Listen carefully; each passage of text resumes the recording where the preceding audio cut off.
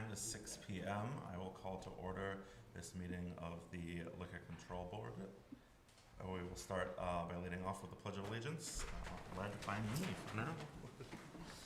I pledge allegiance to the flag of the United States of America and to the republic for which it stands, one nation, under God, indivisible, with liberty and justice for all. Thank you. Jenny, thank you very much for coming up. Good evening. Good evening. So these staff has recommended for approval. The only one is C, just waiting on an inspection, so that's why that's conditional. But the other ones are all set. See, it doesn't look like we've got any of the folks in attendance. Any questions from councilors? No. No questions? All right. Any concerns from staff on any of these? No concerns. All right, perfect.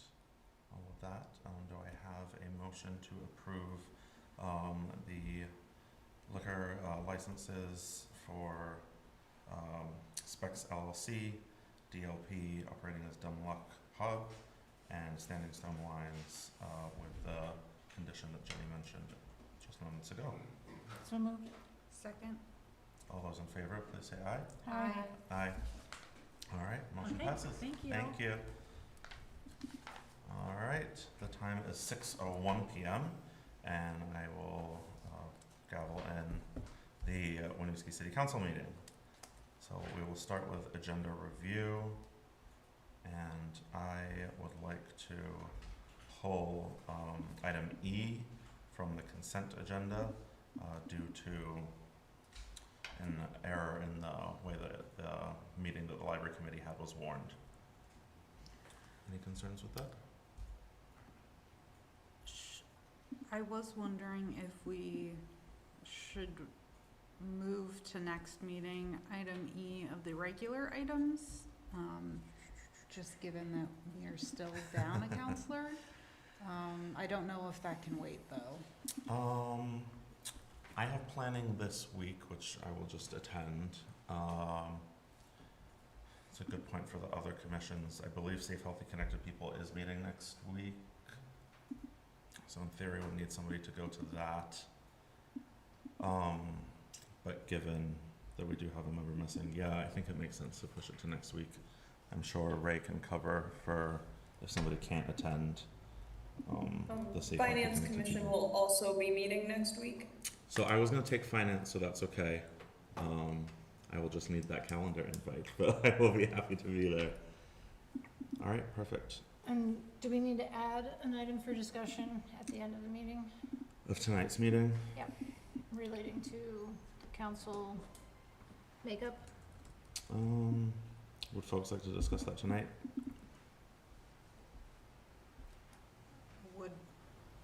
Is that something we should?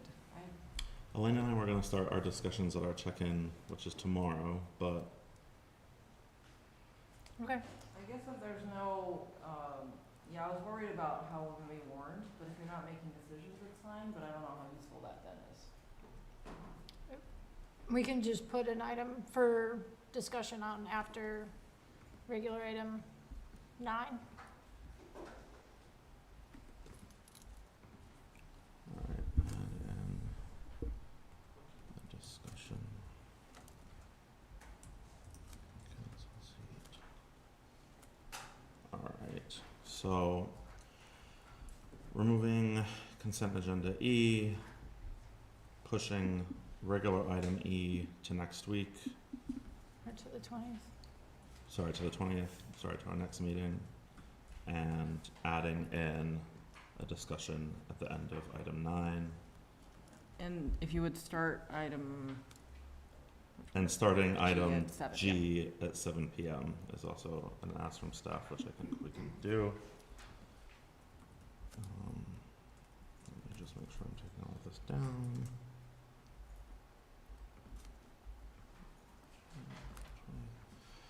All right, do I have a motion to make those changes?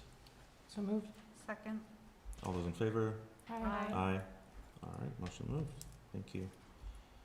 So with that, we will move on to public comment. This is a Yep. No, you're okay. good. No, This you're is, good. this is a moment for anybody to offer comments and questions about things that are not on tonight's agenda. If the item is on tonight's agenda, we will just ask that you wait until that item, because there will be public comment for that as well. That said, does anybody in the room have public comment? All right, not seeing any. Anybody on Zoom? Not seeing anybody on Zoom either. All right. With that said, I will move on to the consent agenda. So on tonight's consent agenda, we have the City Council minutes from September 15th to October 1st, a payroll warrant from August 31st to September 13th, and September 14th to September 27th, an accounts payable warrant for October 1st, subsequent to payout warrants July and August 2025. We removed item E. Does council have any questions on any of the consent agenda items? Just making sure that includes the additional warrants that Angela sent. That is the, So, that will appear on your next agenda, Okay. for formal approval. We're gonna treat it like an interim warrant. Okay, great. any other comments? No? All right, do I have a motion to approve the consent agenda? So moved. Second? All those in favor? Aye. And you're abstaining because you weren't here. Wonderful. All right, moving on to council reports. Aurora, can we start with you? Certainly. So this month we held, sorry, not this month anymore. In September, we held a special meeting of the Inclusion and Belonging Commission. During that meeting, we reviewed, or was presented by Paul Sarn, the language access procedure. I was like, what's the exact word? Procedure that the city is operating on, and the commission was able to give feedback on that. We also discussed, oh my gosh, it was only 2 weeks ago, but so many things have happened. We also are moving forward with discussing our plan for this current FY '26 and items from, uplifting items from our strategies and priorities, as well as items that have come up within the commission itself. So those were kind of the two largest items on the agenda. The one other thing I want to do a brief shout out, because the library posted about it, is that it is Banned Book Week. So check out some resources on that, both at the Winooski Library and elsewhere. Thank you, Aurora. Brian, would you like to share? Sure. I don't have any significant updates. Municipal infrastructure will meet on our regular third Thursday of the month at 6:30. I believe we might be moving location to City Hall, but folks can check our regular city channels for location and login details, as well as for the agenda. But I don't have any other updates at this moment. Wonderful, thank you. So Halloween in Winooski is almost upon us. We're in October, so that means downtown Winooski is going to be hosting carving days. So those will be October 21st through the 23rd. So you can go on down to the senior center, and there will be pumpkins all set up, and there will be staff from the city and staff from downtown Winooski, and all of the tools and everything that you need. You just gotta show up with some creativity so that we can get all of those pumpkins carved. And then I believe there also will likely be some opportunities for folks to help set up the pumpkins as well. And then the big Halloween celebration being planned by downtown Winooski is going to happen on the 25th this year. So if you're interested in learning more, downtownwinooski.org is their website, and they'll have the information there for volunteering. That's all I have. Can I quickly add an item? Please. I just forgot, we are meeting in October, has been moved slightly, so that's actually going to be next week. On October 15th will be the next meeting of Inclusion and Belonging. Just wanted to make sure to call that out too. Fantastic, thank you. All right, and you don't have. And I have no update. Soon you will. You are the update. Yeah. Yeah. Well, I guess actually you are the update. Would you like to maybe introduce yourself to residents? Just a sure. little something. Yep, my name is Elsie Goodrich. I'm new to council as of tonight. I've lived in Winooski for 9 years, and I'm excited to be here. We're very excited to have you. Thank you. Elaine, city updates. Yes. Concrete repair and road resurfacing did begin today, hopefully, as you saw in a notice that went out last week on all city channels detailing the project. Affected streets include sections of Dion, Bellevue, Franklin, and George streets. Work is planned throughout October. Residents and visitors can expect traffic disruptions, parking restrictions, and driveway blocking. For specific details, please visit the news update section on our website.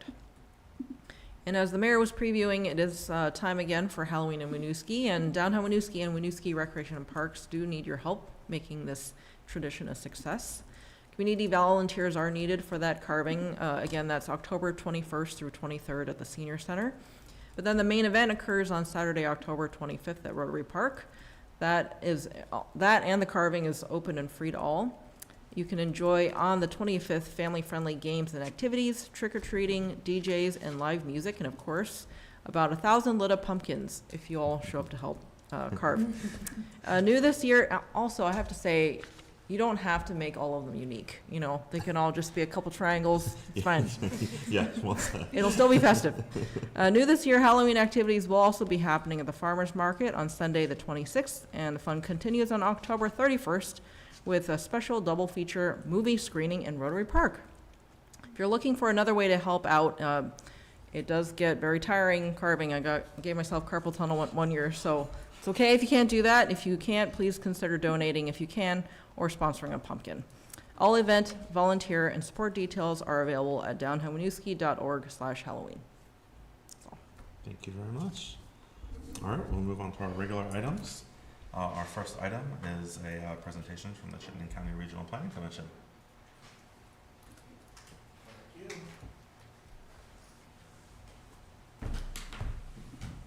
Charlie Baker, the Executive Director of the Chittenden County Regional Planning Commission here, and your rep to our board, Michael Bryan. I see. I've got nothing to say tonight, unless he messes up. But that's not gonna happen. Which is not, I'm sure.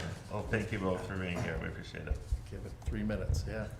I think you got our report is in your packet. I'll just really briefly review this, but this is, as much as anything, is a customer service check-in. So the city is one of our members, and we want to make sure we're providing services to you, the services in the way you want them. So with the report, real quickly, the first page is kind of background, gives you a little sense of how the commission is made up, how we leverage about $600,000 of local funds to bring in about $7.6 million of state and federal funds into the county. At the bottom are your reps on our board and committee last year. Thank you to all of them. All have been very active members and appreciate that. The second page, going on to the third page, lists a whole bunch of things that we did with the city last year. I won't read all of them, but just to touch on a couple of them there, certainly the bridge. We've been doing more scoping of your stormwater system, GIS mapping, the regional plan work we did, helping the city with the pre-application for Vermont Community Development Program grant, and a number of other things there. Happy to take any feedback on how we did in providing those services, or I can move on too. You want to keep going? And then Yeah, sure. We'll chat at the end. And then we'll come back, sure. The next section lists what you have in our work program this year, which is really some staff assistance with your master plan for the coming year. So not too much. And then in our transportation improvement program, which mirrors the state's transportation capital program, you have 3 projects, the Winooski Bridge, Mallets Bay crossing improvements, and then the East Spring Street intersection. And of course, this is the state's capital program, so it doesn't include work that the city's doing. Yeah. And then the final section is regional activity. So there's 2 or 3 pages of a wide variety of things. Certainly the regional plan, community engagement work, equity work, housing work, transportation, energy work, emergency management. One just note, I'll just dig in just a little bit further here on the equity work, just to note, and I think the memo on this item, Elaine mentioned a couple things, equity policy advisor, that we're working with the city of Winooski and Essex Junction to see what Ann Nelson on our staff can do to help the 2 cities. And then, as we were talking about that, an opportunity came up from the International City County Managers Association, ICMA, and I think it's around $350,000 over the next 2 or 3 years to fund the hiring of a person. I think they call it an economic mobility and opportunity special assistant. And so we got over 40 applicants already and are just starting to do the screening process. And that involves Winooski, Essex Junction, South Burlington, and Shelburne working together on that work. So update on that. That's awesome. Okay. It's an awful lot of work, and the equity piece is really cool that there's a solution there, and somebody that you've had so much interest to in that economic mobility and opportunity special assistant. It's quite the mouthful of a title. But just, I think one thing that I've always loved about this partnership is you really help us do a lot of the things that we as a small city can't do by ourselves. So I'll open it up to questions from councilors. One comment. Yes, please do. Just since it's tagging on to something you just mentioned. So an example of how the CCRPC has been really taking equity seriously is that ICMA itself and the partner municipalities, and me included, we've been referring to it by the acronym, which is EMO-SA. And it was the CCRPC staff who discussed it internally and said, EMO has a certain connotation to it, which might detract from the respectability of the position. Yeah. And so after they pointed that out, we decided that we would always refer to it in the long form to avoid that. So kudos. I think that makes sense. Thank you for recognizing that. Also discourage you from picking up the acronym yourself. Yeah, no. If I can not pick up another acronym, that would be great. So, Elaine, maybe this is a question more for you, actually. I know we have transitioned to calling it the comprehensive plan. Does their language have to meet up with our language, or is it fine that it's different? Oh, we're fine. Okay. We know that you're working on your plan. Okay. All However right. you want to label it is fine with us. Okay. Yeah, and that was another thing I mentioned to the now community engagement, what's Ann Nelson's title? Advisory committee? No, Ann Nelson's title? Engagement and outreach manager, I think. Engagement outreach. I mentioned, we probably shouldn't call them master plans anymore, and she was like, oh yeah, that's not a thing, we shouldn't be calling them that. Okay. So she was already on that. And just so you know, Mr. Mayor, Yeah. the planning commission, we've been talking about the name for it as we kind of develop it. Perfect. Yeah. Thank you.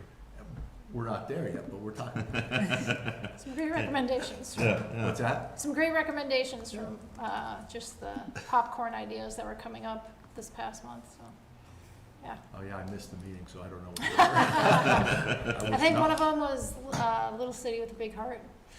That's It's true. kind of a tagline, Yep. Kinda less of a love that. title, more of a tagline, but Kinda Yeah. love that.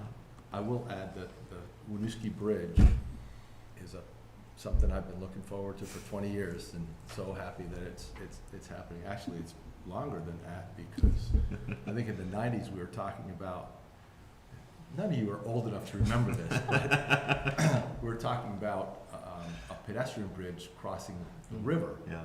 and we talked about one at the Blue Bridge. That Okay. didn't work. Yeah. Ken Lever one off of this bridge, that didn't work.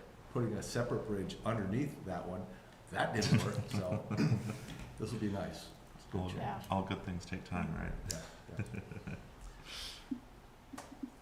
yeah. Any questions? Yeah, I think that this Elaine pretty much laid out in their memo, but to confirm, still kind of looking towards doing an equity policy advisor position, but waiting to have some additional buy-in from other towns. or like, is this still envisioned as a separate position at some point, or is it gonna be kind of put under, an already existing position, long-term? TBD. Okay. Yeah, I think, and I think in fairness to the process, I think we're piloting some work now that existing staff is working on, and then we're hoping that that generates enough interest from the other municipalities to actually be able to fund it in FY '27 at a more serious level. But that's obviously multiple municipal decisions. So Yeah. And what is RPC's commitment should the funding come through?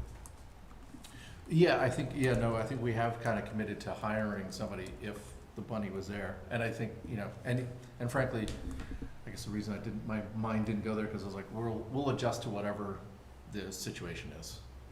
So which is what we're doing this year, right? We didn't have as much money invested, so we're trying to get something started, and then we'll adjust as the budgets happen next year. Sounds good. Thank you. Yeah, absolutely. I think my questions are infrastructure related.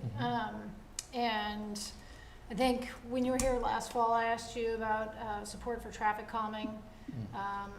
With the Main Street projects, we have, the neighborhoods have seen a lot of impact, and just kind of anticipating continuation of that with the DDI project, with the bridge replacement project. So it'll be a long period of time in which the neighborhoods may be seeing additional impact of higher traffic volumes. And at the time when I asked last year, that sounded like there was some equipment that the city staff might be able to borrow to help with conducting assessments.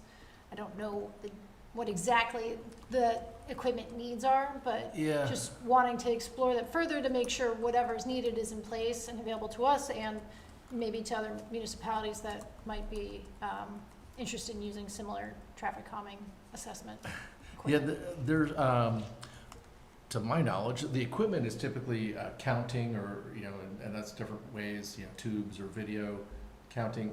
I don't know that we have any experience of lending it to the municipality. It's actually worked a little bit better from our view when the municipality asks us to just do the counting or the monitoring, whatever needs to be done. Okay. And so that is an opportunity that you have every winter to ask us to do things like that.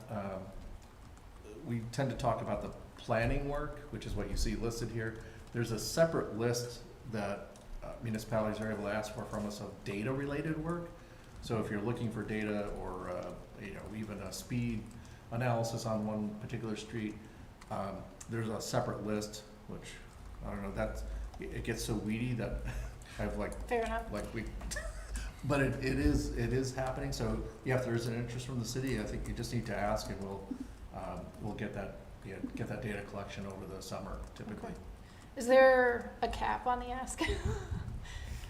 I think You'll find out if you don't have your you're ask. right, but it's good for expectation setting. It's good You're just nowhere level near set it. Burlington yet. Okay. You have not hit the Burlington cap. Sorry, so if Burlington's watching, I'm sorry, but you guys did ask for a lot. You're not going to Burlington after this, right? Well, we'll just say we haven't utilized the data To the verification fullest services extent. yet. Yeah, right. Play it safe there. Well, that's great news. Again, I think the Main Street has really highlighted the traffic speeds and diversion off of the corridors that are gateways that are typically utilized. And I have seen more complaints about traffic in the last 2 years than I have in my entire time living in Winooski. And I just want to make sure that we're being diligent, one, about collecting the data, but also if there's any planning or funding support that you can help with for implementing the traffic calming measures when it's warranted.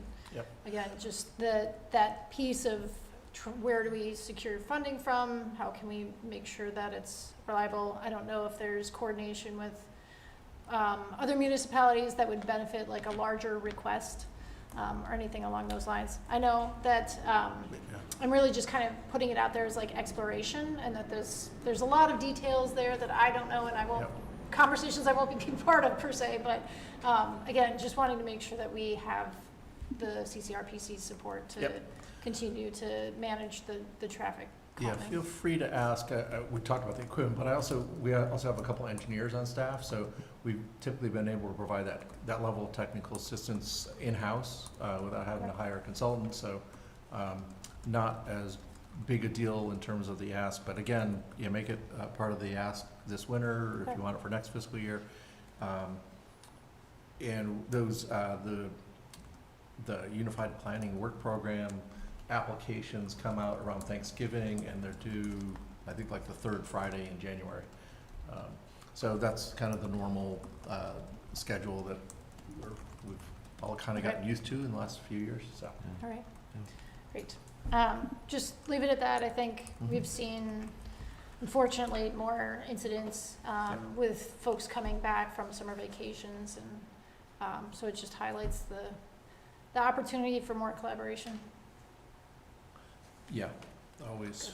Yeah, and one thing that we just started up this fiscal year, it's, this is actually the last bullet in the report, is a transportation safety action plan, which is also trying to get to some of the safety issues, on our streets, and Right. where do we need to focus resources, and so there'll be some prioritization within that also. Okay, great. That's Thank you. fantastic. Yeah, absolutely. Happy to help. Any other questions from council? Those are No. From members of the public, either in person or online? Just seeing on the report, we met with. Oh, if you have a question, I'll just have you come up so you can state your name and so that the microphone can hear you. Oh, it's no big deal. It's just a comment on the Winooski activities. You said ALV high school students, and I don't think that's a thing. Or maybe you mean the ALV youth program? I am not sure. I will double check on that. Yeah, I see ALV helping with the Burlington Winooski Bridge outreach. Oh, I gotcha. And met with ALV.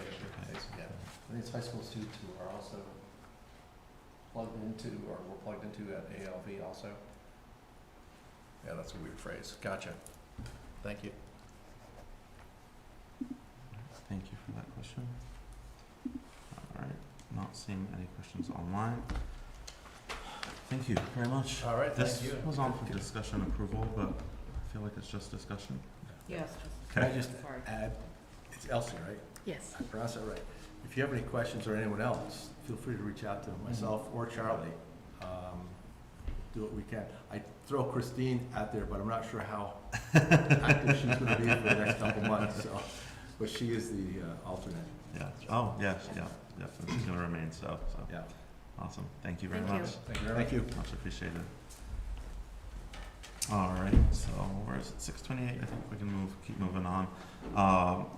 Next item is item B, the Winooski Working Communities Challenge update. Elaine, I believe you're giving that update. Well, I'm gonna do a quick introduction and then ask Ruth, if you wanna come up, Ruth. Scrolling up.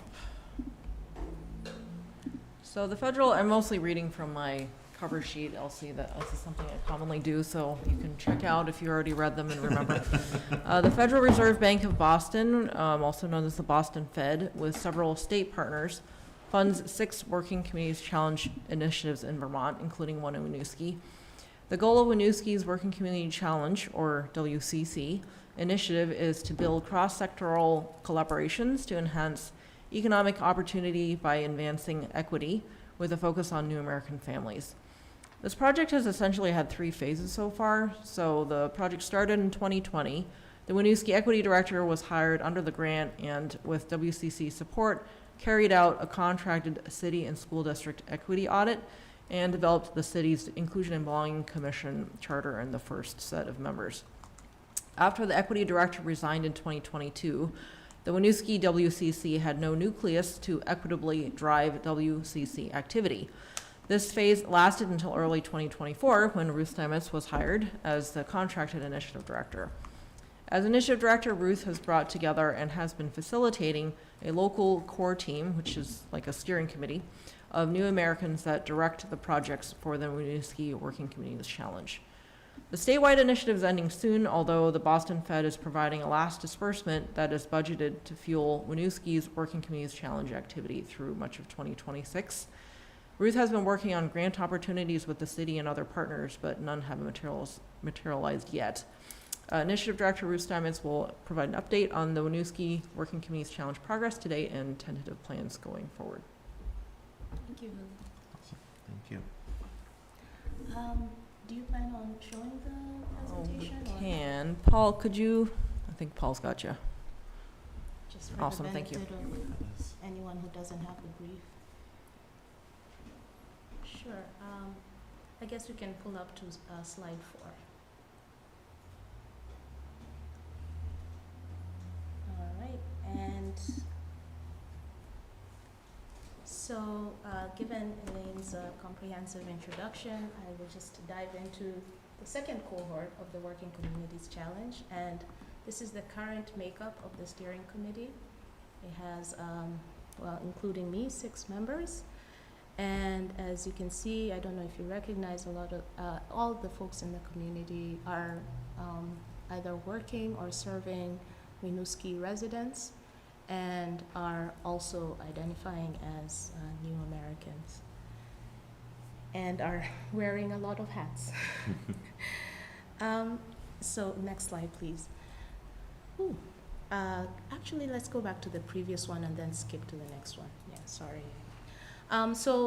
These are the priorities that we came up with. As you can see from the brief, the first number 1 is housing. That's a natural outcry from the city residents is that we do not have enough housing for families. The second is entrepreneurship support. The third, youth support. And then what emerged from the work that we were doing is that there is a lack of a collective statewide voice or entity to speak to the needs of new Americans living in Vermont. So we could skip to that. So when we were working under the guidance of the Boston Feds, they gave us a lot of technical assistance and structure to help us figure out how we were going to exact some changes based on the goals that we had. And these are the levers that they introduced to us that were really helpful in helping us frame the work that we were doing, where the, thank you, where each strategy was lying under each lever. And we were very successful in putting together strategies that would sit neatly within these levers. Next slide. So I'm just going to go through the 4 goals and talk about the priorities that we we still have it, and the actions that we've taken to meet those priorities. And there is a comprehensive report that shows how those actions fit within those systems change levers. Excuse me. So for housing, the priority was that we need targeted projects to house new American families, specifically multi-generational and larger unit options. It was very telling when I gave a testimony to the Senate about the glaring lack of housing for new American families. When I said we need larger units and multi-generational options, and they said that, they had been talking about how Vermont's families are growing smaller and smaller, and hence the units and the priorities on the development was, responding to that, but they had not really thought about this specific population's need. So it was, it's imperative that the systems that we have in place reflect that. And the second need is for special mortgage programs that expand home ownership opportunities. As you can imagine, new Americans don't come with a credit score or a credit history or social and generational wealth. And so they're basically starting from scratch, quote unquote homeless, if you will, for many of them. And so there needs to be mortgage programs, and banks need to be able to look at these families with a specialized lens and really help them where they are. So the actions that we took around that that we are continuing to take is that we are going to advise on the city's equity housing needs assessment, that my company is part of the consultants working with the city of, not the city, the Center for Rural Studies at Champlain. I mean, not Champlain, UVM. Oh my gosh, I'm just doing a word salad here. And that is underway as we speak. We are committed to guiding the creation of affordable multi-generational housing, and so we were very excited that the Armory project is gaining traction, and we are committed to engage the community and help advise on whatever is needed to get this project going. And we wish to continue to collaborate with the city to identify more projects. I mean, granted, it's a very small space, there's not a lot of land, but wherever there's an opportunity, we are right there to amplify the voice of our community. And we are also helping, to that end, advise Champlain Housing Trust shared equity and rental programs to really improve them and help them really meet the community's need. We members, as you can see from the steering committee membership, we participate in the housing planning and inclusion and belonging commissions, so we are embedded within the running of the city to the best that we can. And we are committed to inform the development of these specialized mortgage programs. If there are any banks or financial institutions that have any appetite for this kind of product, we are very happy to work with them, including the expansion of Sharia loans. All right, next goal. As you can see, these are really big and lofty goals, and even when the Boston Fed's assessment team was talking about the work that all the Vermont teams were doing, they made a note of that, how ambitious all these goals were, but we feel like we've made a big dent, and at the very least understanding what the problems are and the specific needs of the community are. For entrepreneurship, there is a need to support new American entrepreneurs who lack the resources of time, as I said, social and financial capital to start, maintain, and grow their businesses. There's actually a statistic that new Americans or immigrants are 80% more likely to start a business more than American citizens or American-born citizens. And there's a variety of factors around that. One that I thought was really interesting was the appetite for risk, being as you up and left your home country to start brand new. And just, creating a space where you can actually fit in instead of trying to integrate into a society that doesn't necessarily let you fit in.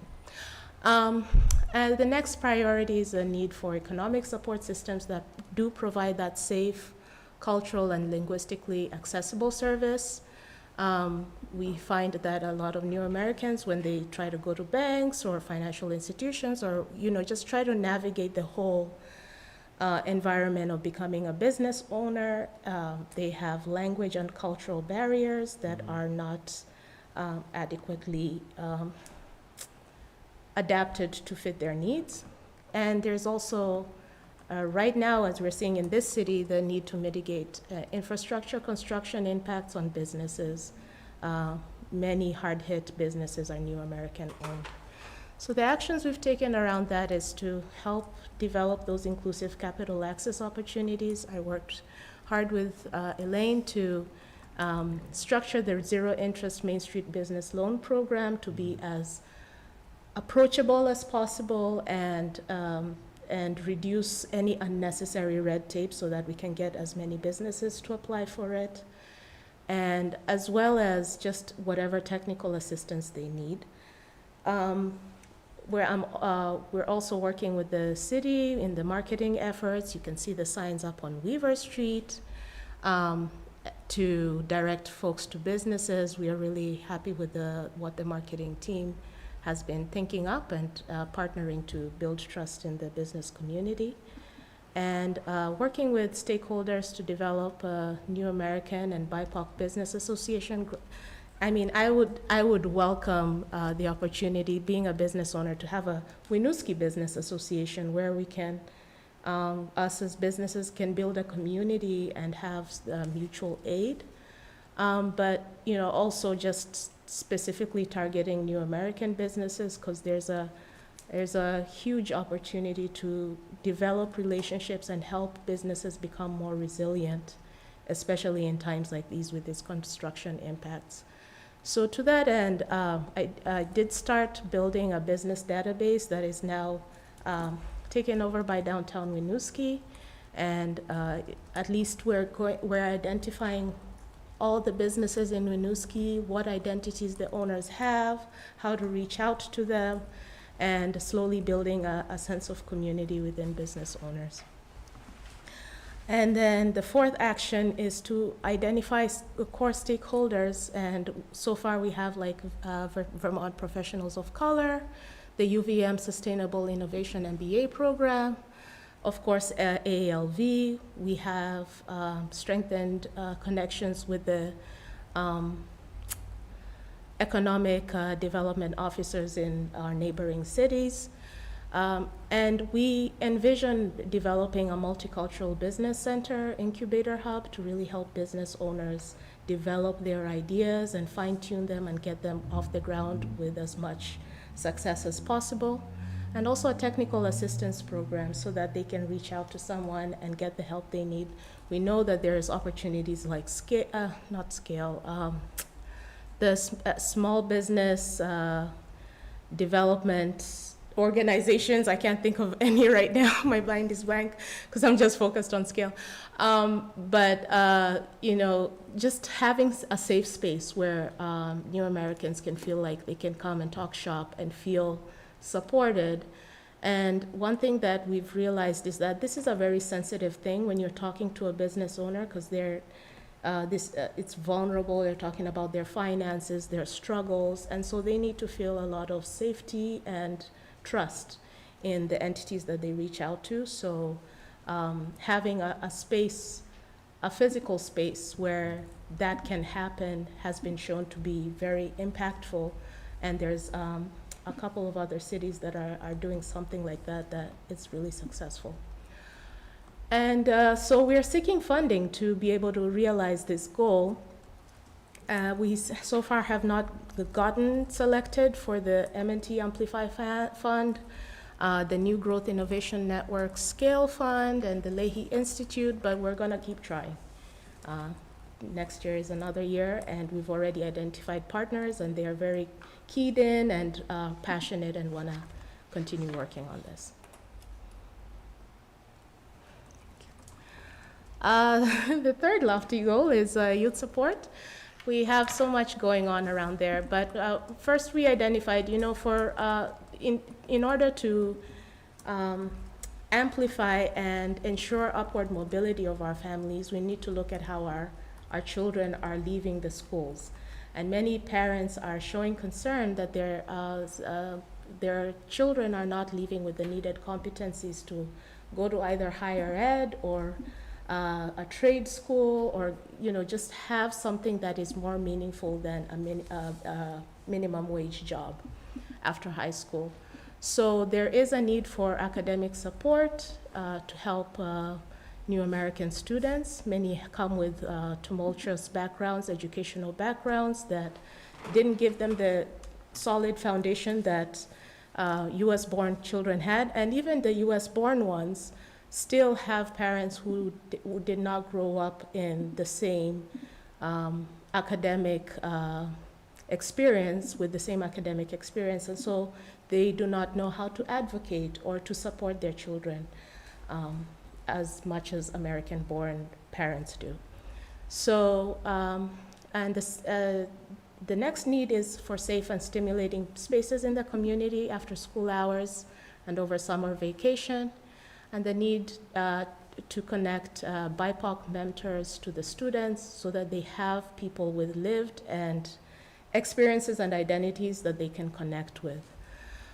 The actions we've taken around that is we are developing a youth tutoring support program. We're partnering with AALV for that. We are crafting some parent orientation videos that we are going to translate so that parents have a better sense of how the school district works and how to better advocate for their students, including workshops as well. We're partnering with Vermont After School that offers some good parent, student, teacher empowerment workshops. We have launched a BIPOC youth mentorship program that we funded for a pilot year, and it is currently matching with students. And this is bearing in mind that students were asking for BIPOC mentors and just being put on a wait list that was heading nowhere. So now they're getting folks in the community that they are asking for.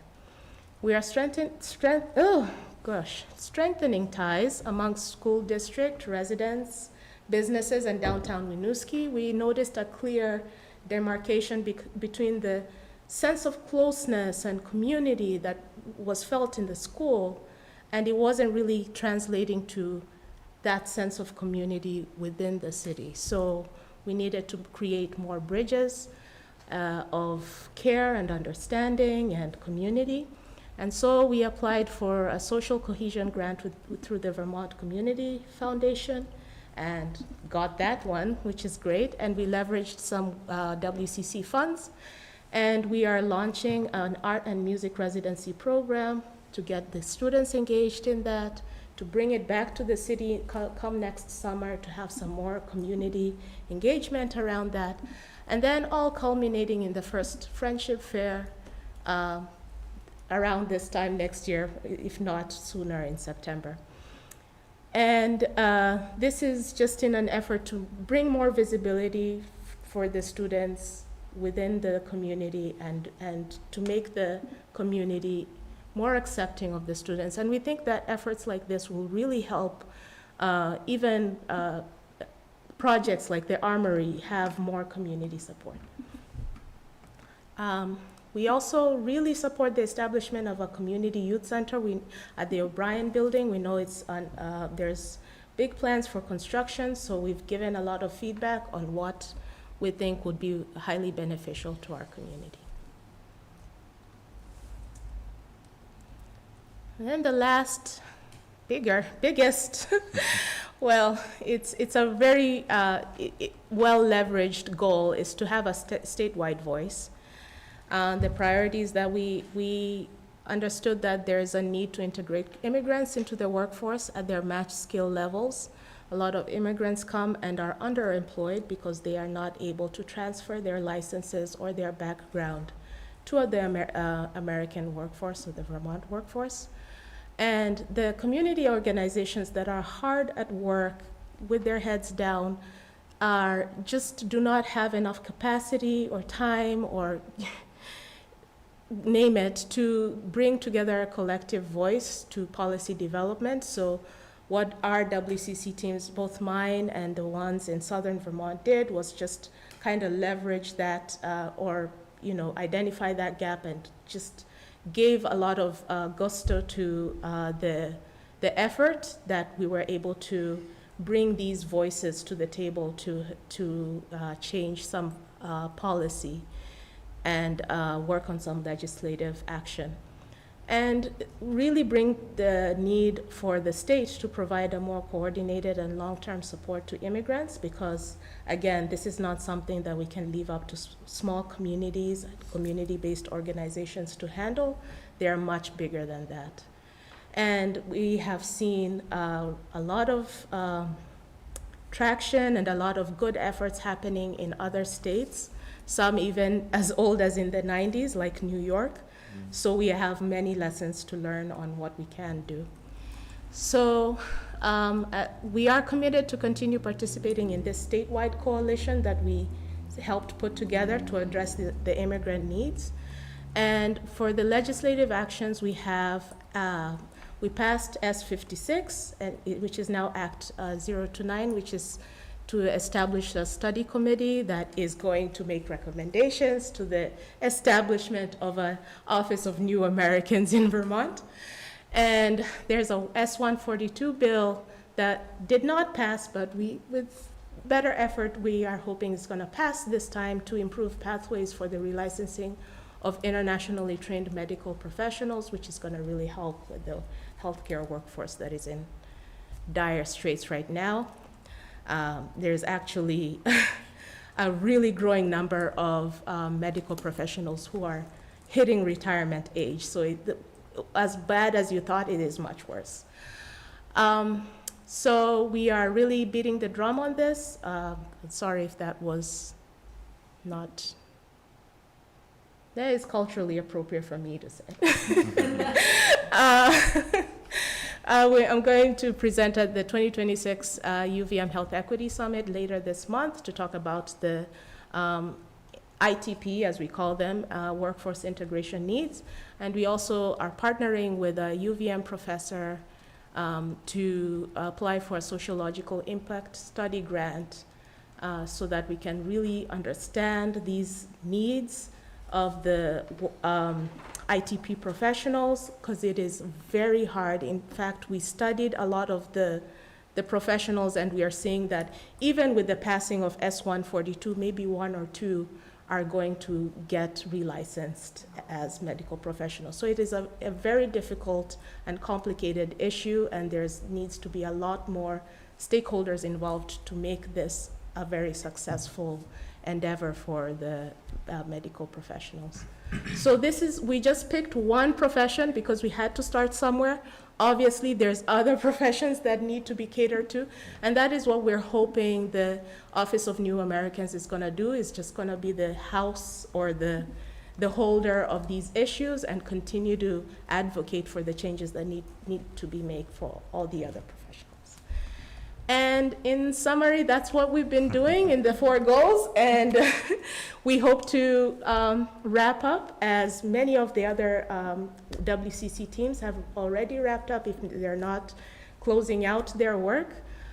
We were just a little late in the game because of the 2 transitions that happened, and we're very hopeful that the work that we've done, it still seems a little bit on the ground level, but it has put us on the map, so to speak, on the mighty ways that we can help our community if we come to an understanding on what the needs are. Thank you. Well, thank you. That is an awful lot of work that you all have been doing, and difficult and important work. So thank you very much, and please pass our thanks along to the rest of the folks on the committee as well. I just have a couple quick questions, and if we have to connect later, that's fine as well. You mentioned that you had gone to the Senate and you spoke to them about our need for larger bedrooms, larger homes in general, and they were a little shocked by that.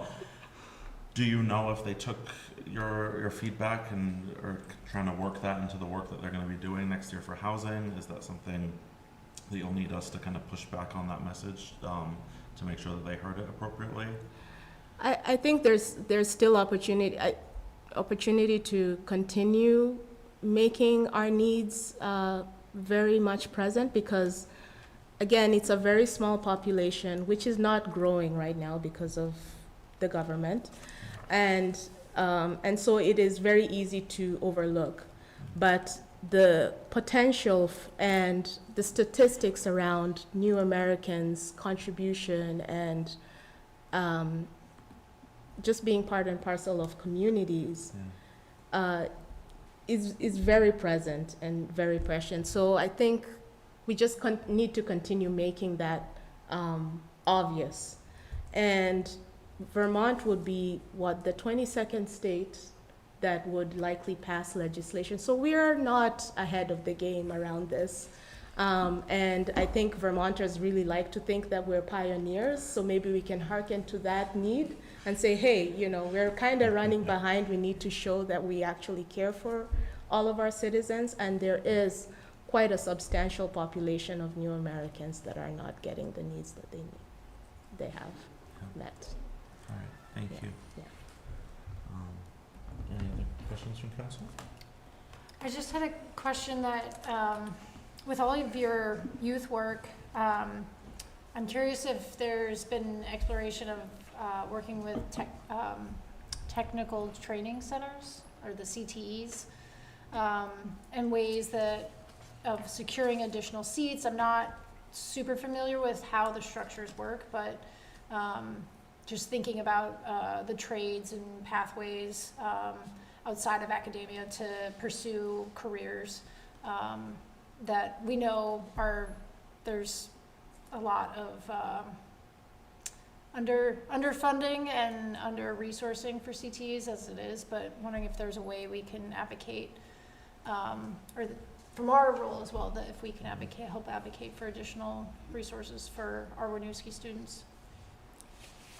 Yeah, I think it's important to advocate, but I'm going to give you an example. Like, there's a STEM program that is very well funded, that is constantly reaching out. I can't remember the name. One of my team members knows about it.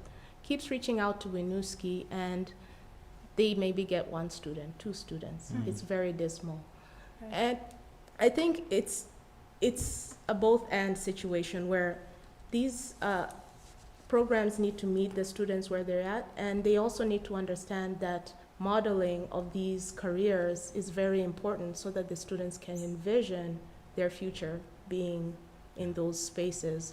And so that's why we leaned more into a mentorship program, because students really need to see what it looks like out there in the world by looking at adults who have their identities.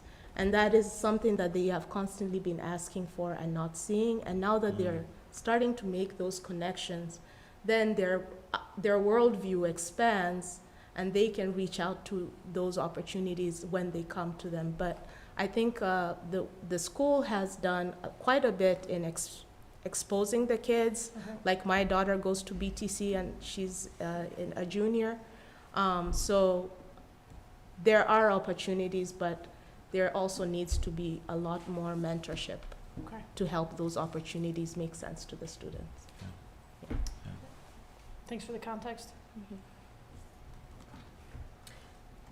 I was wondering, are there other specific industries other than medical professionals that you're seeing that the next phase would go to, or that you're seeing a huge need for this in? Teachers. Teachers was a big one. Hawaii has a great program that is actually paying for teachers to be apprentices within the schools. I did ask if Winooski has a teacher shortage. It unfortunately did not at the time, so I was like, okay, we'll look for something else. But yeah, there is, as you know, obviously a need for more teachers, but Winooski needs more BIPOC teachers, very much so. So it still comes back to representation. If there are more new Americans who had opportunities to become teachers, then this would not be such a big problem.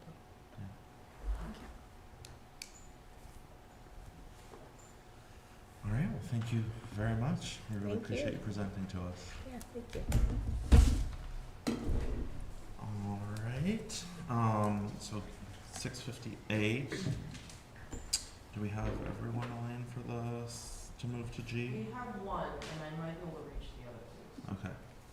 I texted 1, they haven't responded yet. Well, while you wait, I'm gonna call a 5-minute break then. 6:58, we'll break for 5 minutes. Virtually? Okay. All right, the time is 7:04. We'll come back from our break. Thanks very much, everyone. So we are going to move on to the discussion approval of the Winooski Small Business Loan Fund Main Street Construction Impact Loan Program. Elaine will be introducing.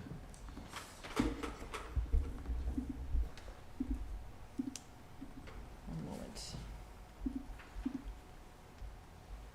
So since the start of the Main Street construction project in April of 2024, the city has heard from local businesses that they are experiencing significant declines in customers and revenue and that they need financial relief.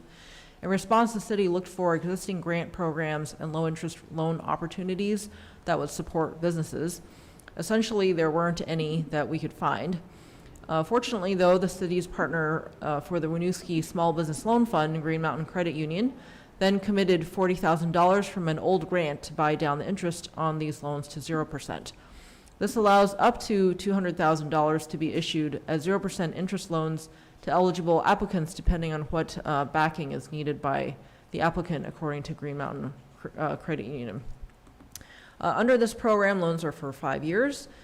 Green Mountain Credit Union will not require the city to guarantee low-risk borrowers, also known as Tier 1 loans. GMCU will require the city to guarantee 100% of the first year of a medium-risk borrower, also known as a Tier 2 loan.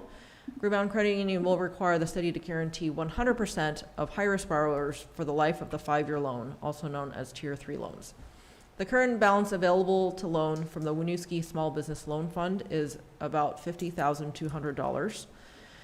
Scoring criteria that were used by the Winooski Small Business Loan Committee were approved and set by council at their July 14th, 2025 meeting.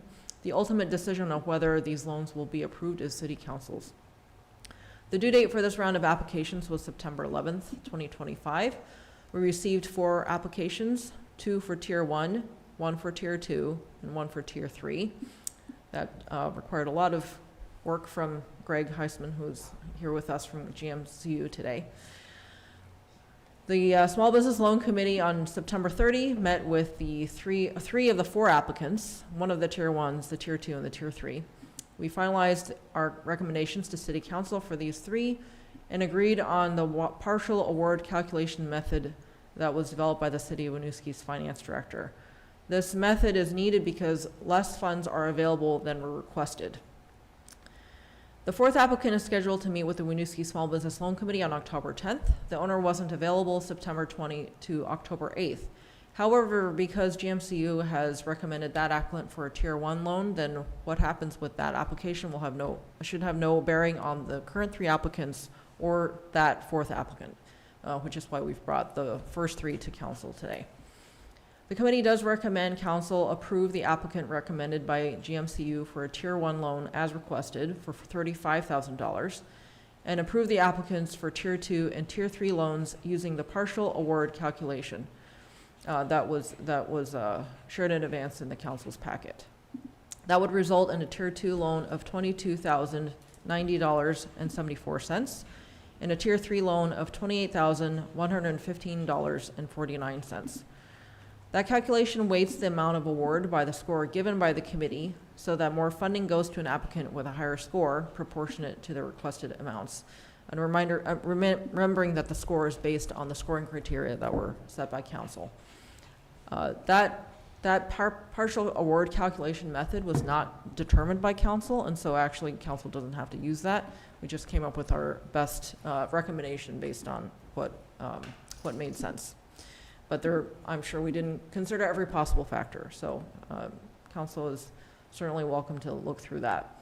So next, council may want a walkthrough of that template that was in the packet, ask any other general questions, and then also indicate whether you want to go into executive session, and if so, with which tier applicant or all, or if you can decide on any of them without going into executive.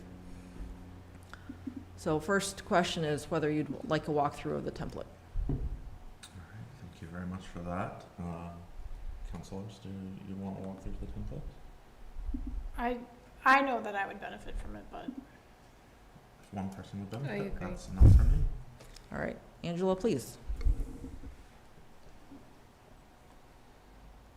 Sure, so the template was built to try and allocate out proportionally based on a weighted average of the scores. It starts off by giving the funding request for each applicant and their applicable score from the Small Business Loan Committee.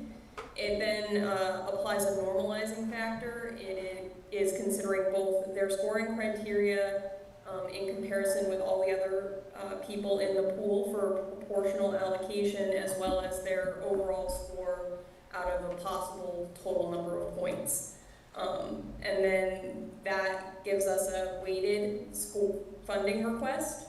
And then that has a scaling factor applied to it, which is basically the amount of money that we have available divided by the amount of money that they've requested. So we're adjusting their weighted funding request for the amount of money we actually have. And then the additional pieces of the scoring formula reallocates funding, because it is possible if somebody has a very high score but is requesting a low amount of money, that they get over allocated more than they need. So the last piece of this model is reallocating any overage from one applicant to the others, just so that nobody is funded more than they've requested. Thank you for that, Angela. Any questions on Angela's go through with that? Not at the moment. Not at the moment? Nope. All right, so our next question is about moving into an executive session, either with one, two, or all of the applicants. My suggestion would be that we do move into that executive session, but happy to hear what you all would like to do. I do think it is I'll wise take that we it, do yeah. that, yes. I'm taking the silence as a yes, but I'm not, also not sure. All right, in that case, Elaine, do we need to, this was also discussion approval, do we need to approve that Angela went over it and then move into executive session, or we can just? in case you're ready to. Okay, all right, so in that case, I've got a very long motion here, so bear with me. So, I am seeking a motion for executive session pursuant of 1 VSA 313A6 relating to records exempt from the access to public records provisions of section 316 of that title, provided, however, the discussion of the exempt record shall not itself permit an extension of the executive session to the general subject to which the record pertains, pursuant of 1 VSA 317 C9. Trade secrets, meaning confidential business records or information with a commercial concern, makes efforts that are reasonable under the circumstances to keep secret, and which gives its user or owner an opportunity to obtain business advantage over competitors who do not know it or use it. Exempt that the disclosures required by 18 VSA 4632 are not exempt under this subdivision. I would invite Green Mountain Credit Union Loan Officer Greg Heisman, City Manager Elaine Wong, City of Winooski Finance Director Angela Aldirai, with the applicants invited in one by one, starting with the applicant recommended for a Tier 1 loan. Actually, sorry, if you can make that Tier 2, because that's the person. That's the person who's, okay. With the applicant recommended for a Tier 2 loan. So Right. moved. Thank you. Seconded. All those in favor? Aye. Aye. All right, with that, we will move into executive session. We will only discuss these items. If we are going to vote on that, we will come out of executive session to do so. I would ask that we close up the sound and video on the Zoom. All right, we are coming out of executive session at 8:18. We discussed what I had mentioned we would discuss. We did not make any votes. So we will move on now to item 9, regular item A, our discussion approval of the Winooski Small Business Loan Fund. And I would like to make a motion to approve a loan of $35,000 to the applicant recommended by Green Mountain Credit Union and the Small Business Loan Committee for a Tier 1 loan, a loan of $22,090.74 to the applicant recommended by Green Mountain Credit Union for a Tier 2 loan, and a loan of $28,115.49 to the applicant recommended by Green Mountain Credit Union for a Tier 3 loan. So moved. Second? Oh my God. Brain stopped working. All those in favor? Aye. Aye. Perfect. The motion passes. Elaine, will you let the applicants know? Thank you Thank you. And again, just a public thank you to all the applicants. It was an arduous process that we put you through, so we appreciate that, and we're excited to be able to help more businesses in the community. So we've bounced around a little bit here. We're going to go to regular items 7, and we are going to go to what was C, the Winooski Memorial Library Committee charter change to add a non-voting alternate member. And Ray is approaching the table. Nate had to go. I just learned that he has a Monday evening radio show, Oh, cool. so he had to step away to go host his radio show. So I am here in his place. Nice. I think this hopefully is fairly straightforward in what's described here. I think as the library committee was, a member there was expecting a child, was contemplating temporary leave, and as we were discussing that, realized there's no alternates here. So that group came together with its charter sort of in advance of the commissions, so those were not happening at the same time, which is I think why that sort of discrepancy between the two. I will say the group settled, and I was not at this meeting, but in talking to Nate, the group settled on a single alternate versus what most of the commissions have, which is 2, to make that recommendation. And I think that was really just for sake of clarity when if both alternates are at a meeting and there's one person not who steps up. So for them, it felt cleaner and easier to have a single alternate than 2 like most of the commissions, which is why they landed on that recommendation. But given the charter is adopted by council, brought it back here for an update and happy to answer any questions. That's awesome. Thank you, Ray. Any questions? Makes sense to me. Yeah. All right, in that case, I'll seek a motion. So moved. Second. All those in favor? Aye. Aye. Motion approved. Awesome. Thank Thanks, you. Nate. Thank you. All right, on to discussion approval of the appointment of a deputy mayor. Elaine, you're going to open this.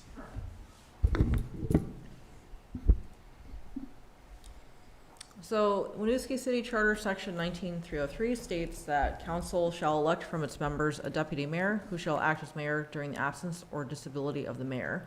And if a vacancy occurs in the office of the mayor, the deputy mayor shall become mayor until the next annual meeting at which a new mayor shall be elected to serve any remainder of the prior mayor's unexpired term. It's very tidy that this overview applies to the situation in 2 different ways, because that's what just happened to create a vacancy that Elsie just filled. But also you need a deputy mayor to do those functions. So when Christine resigned on September 15th, 2025, Deputy Mayor Thomas Renner, of course, became the mayor. So City Council is currently without a deputy. Thank you very much. Yeah, the deputy mayor position, quite dear to me. I will not make my full motion right now, but who I am going to nominate for this motion is Councilor Bryn O'Cleaf. Councilor O'Cleaf has served in this room at this table longer than anybody else sitting at this table. Has always been completely dedicated to the readings, to the emails, to knowing what is going on and asking what is not going on to find out what should be going on. You dive into the details better than anyone I have ever met. You're somebody who has been of great counsel to me, who I have been able to bounce things off of. I'm sure that's true of everyone who sat at this table. So it gives me quite an honor to move to appoint Councilor O'Cleaf as deputy mayor. Could I get a motion? So moved. Seconded. All those in favor? Aye. I'll abstain. You will abstain? All right. Well, with that, Councilor O'Cleaf, you are now the deputy mayor of Winooski. I appreciate the responsibility that you've passed on to me, and I hope to do the good service to the council in that new role. Thank you very much. Thank you. Much appreciated. Not a new plate, Jenny. All right. And there will be another one, so you might want to wait. True. All right, so we're going to discuss liaison assignments, but we're going to jump over that to our next meeting. So our new item E will be the discussion and approval of the conflict of interest procedures for Mayor Thomas Renner when council matters relate to his employer. Elaine, you are going to open this for us? Sure. So yes, Thomas, this is very funny, but mayor's still a little new, so happy to do it. The mayor is Congresswoman Becca Balance employee, so there are a few routine situations where Mayor Renner may be conflicted with his employer and his city council duties. These include formal funding or support applications to Vermont's congressional delegation, informal documents such as letters of support, and other documents that specify the mayor is to sign that also somehow relate to the congressional delegation. To clearly state upfront what the plan is when Mayor Renner is conflicted, we've recommended as staff that council designate the deputy mayor as the signing authority anytime Mayor Thomas Renner determines he's conflicted due to his appointment. And then that's all we're asking today, but just as future reference, we're also recommending that council take a similar action each time Mayor Renner needs to recuse. The benefit of this is that it'll leave a clear record for that agenda and for anyone who's looking as to why the deputy was signing. Thank you very much. Yeah, so this was a process that we need to put in place, partially asked for by my employer, the House of Representatives. It's always been something that has governed my time here on council, but I think we wanted to make it a little just more strengthened and also opened and letting the public know as I become mayor. I will remind councilors, though, we all need to recuse ourselves if we have conflicts of interest. So although this just speaks about Mayor Renner, it applies to every councilor at the table. Christine and I discussed this before she left with Elaine, and as Elaine mentioned, we thought that the deputy mayor obviously made sense for this, as that would kind of be the natural thing anyway. Whenever the mayor would not be present or couldn't sign anything, it would move to the deputy mayor. Do councilors have any questions? And all right, nobody came back, so there's no public questions. There's nobody in the building. All right, so with that, I move to designate the deputy mayor as the signing authority anytime myself, Mayor Thomas Renner, determines he is conflicted due to his employment. Sorry, Mayor, could I Yes. ask a question? You certainly Do you want to entertain a motion or do you want to make the motion yourself? can. Thank you. The wording says. Because I did write it that way, Yeah. but yeah. Yeah. I would like to entertain the motion. So moved. Second? All those in favor? Aye. Aye. I guess. I don't It's know if up I to should you whether abstain. you want to vote. So, actually, by tradition, and it's not written anywhere, but by tradition, the mayor only votes to break a tie. Right. But you could vote. There's no reason why you can't, actually. All right. I'll leave it as is. Perfect. Okay. Continuing our jumping around here. We're gonna do, what did we move here? To discuss the vacant council seats. Oh, sure. Yep, before. Did we want to do that before the goals? Mm, It doesn't matter to me, just curious. that's how I had understood the Okay, ask. that's but- fine. Okay. So, we don't have this warned on here, but as folks who have been watching will see, we are missing former Councilor Judge who offered his resignation over the weekend. I was able to meet with Councilor Judge, and he has taken up a lot of extra work through his employer, which just makes it very difficult for him to be able to serve on this body also. So I would just first like to start by thanking Councilor Judge for all of the time that he's spent with us and working for Winooski. I know this was a difficult decision for him to come to, but I think Councilor Oakley, if you had brought this up as kind of just the initial conversation that we should have about how we plan to fill that seat. My initial thoughts had been we have very recently conducted interviews and met some wonderful candidates.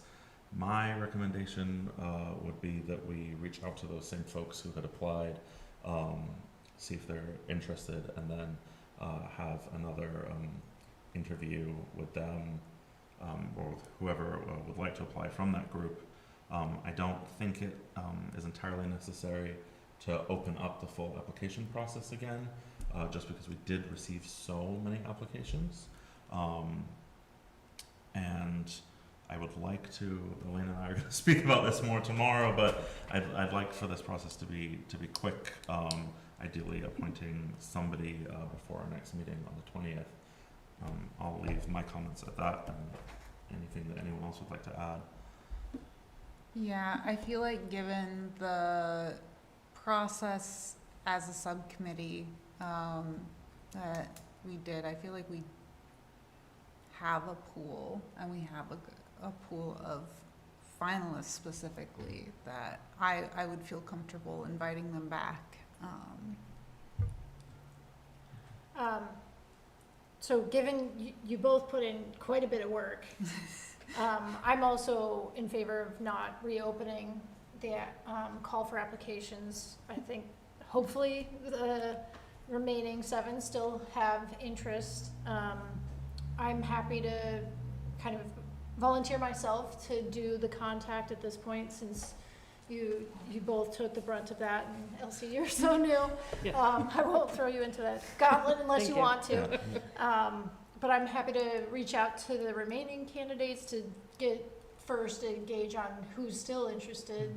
And then, I don't know if it makes sense from there to have another special meeting, now that Elsie is on council, to do a similar, smaller interview and selection process before the 20th. I wasn't sure if it made sense to do that step again, because the slate of candidates, the 7 remaining, may not, their reflections may have changed their level of interest. Yeah, I guess one question I have is, do we want to dip into the full pool of 7, or do we want to just go to our 3 additional finalists? I would think it'd be fair to go to the remaining 7, just not knowing, just procedurally not knowing if the remaining 3 that we met with this past week still have interest. So it just kind of enables that, removing that step of. Yeah, I kind of get what, I do wonder if we would come to the same group that we would recommend for it to move forward, Aurora, so I do understand what you're saying there. I do wonder if, Would it make sense to like have a goal of 3 and like reach out to the original 3, and if one of them is not available, then reaching out to the rest? I think, so here's because we're not opening it up to a full application, I would say opening it to the larger group makes sense, and I think would be fair.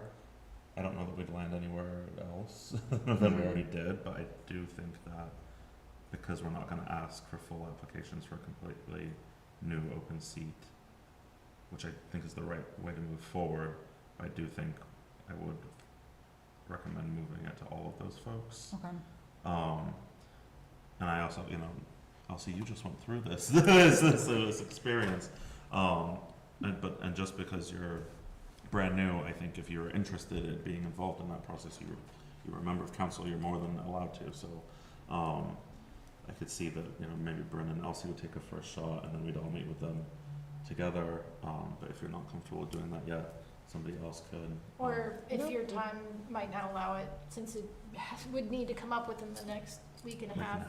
Yep, I think that makes sense, and I had the pleasure of meeting 3 of the other finalists, but I did not talk to the other 4 applicants, so I think opening up to everyone, Okay. and I'd be happy to Okay, do great. that with you.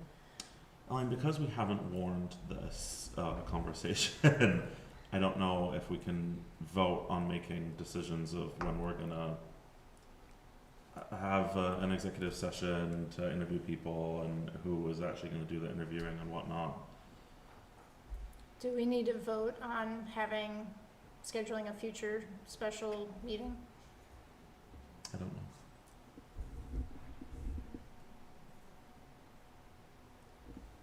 You could do that outside of a meeting, actually. You can decide Okay.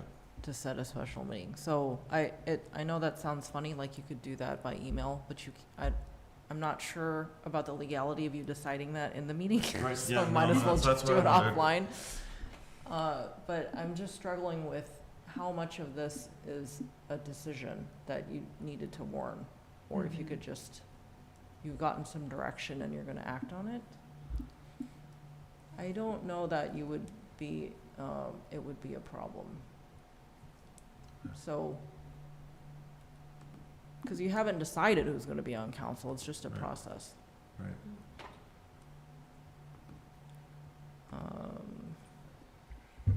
Yeah, I guess I would just leave it where it is. Okay. If I could make one comment, if you're Please. ready for that.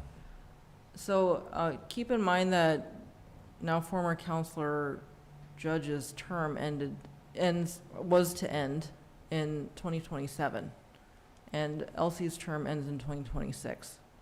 So it's just something to note that the person you picked first's term is going to end sooner. Well, I Except would've for the fact that yeah. everyone that vacates a seat would need to be up for reelection in March, right? Yeah, so it would be a one-year term. Oh, no, that's true. Okay, Yeah. that's right. Same as So the it mayor would be- position. It would be Yeah. still 4 to 5 months. Yeah, But that's a good, yeah. Is there any Double check. remedy to straighten that out so that we're not perpetually on, having 3 seats up?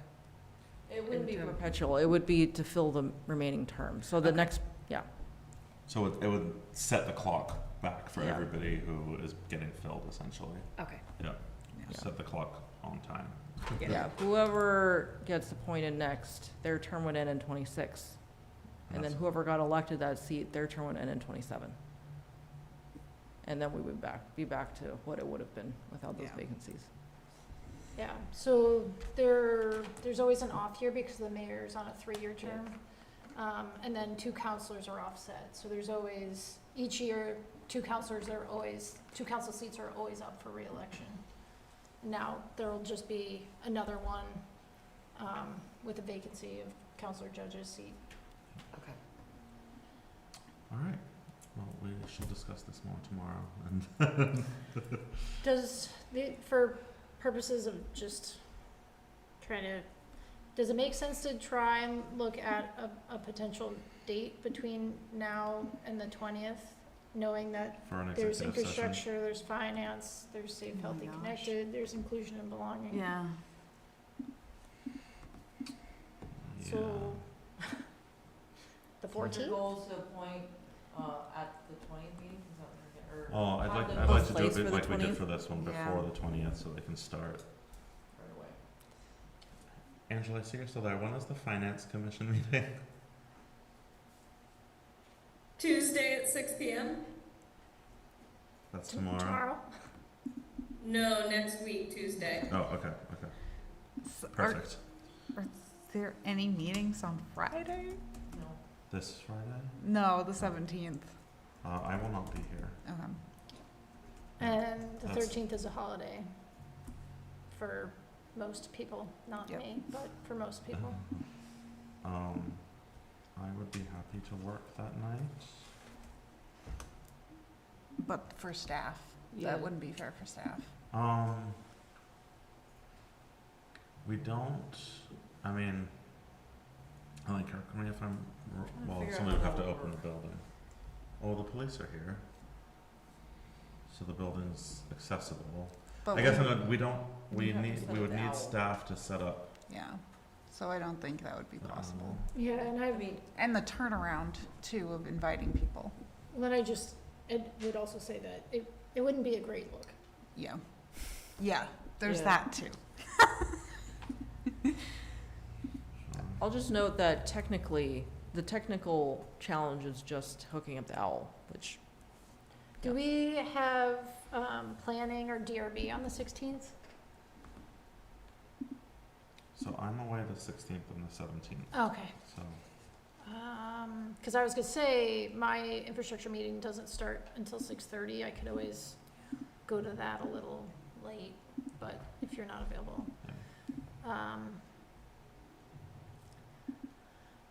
We may not be able to meet the 20th with all those commission meetings next week and a holiday.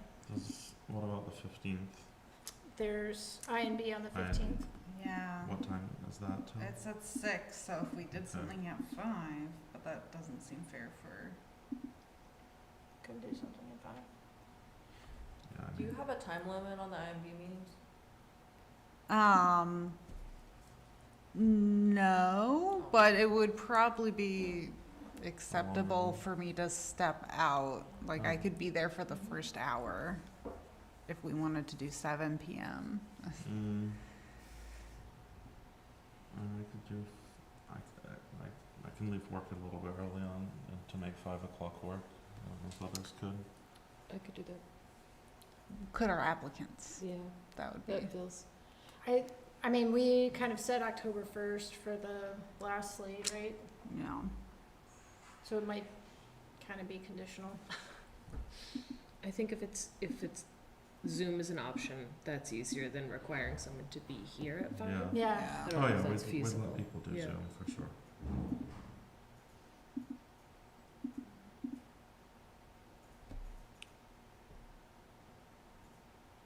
Is there another date or time that might work better?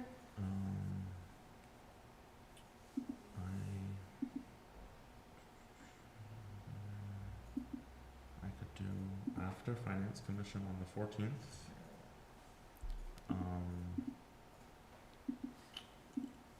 Would that be over by 7? I've never been. Angela.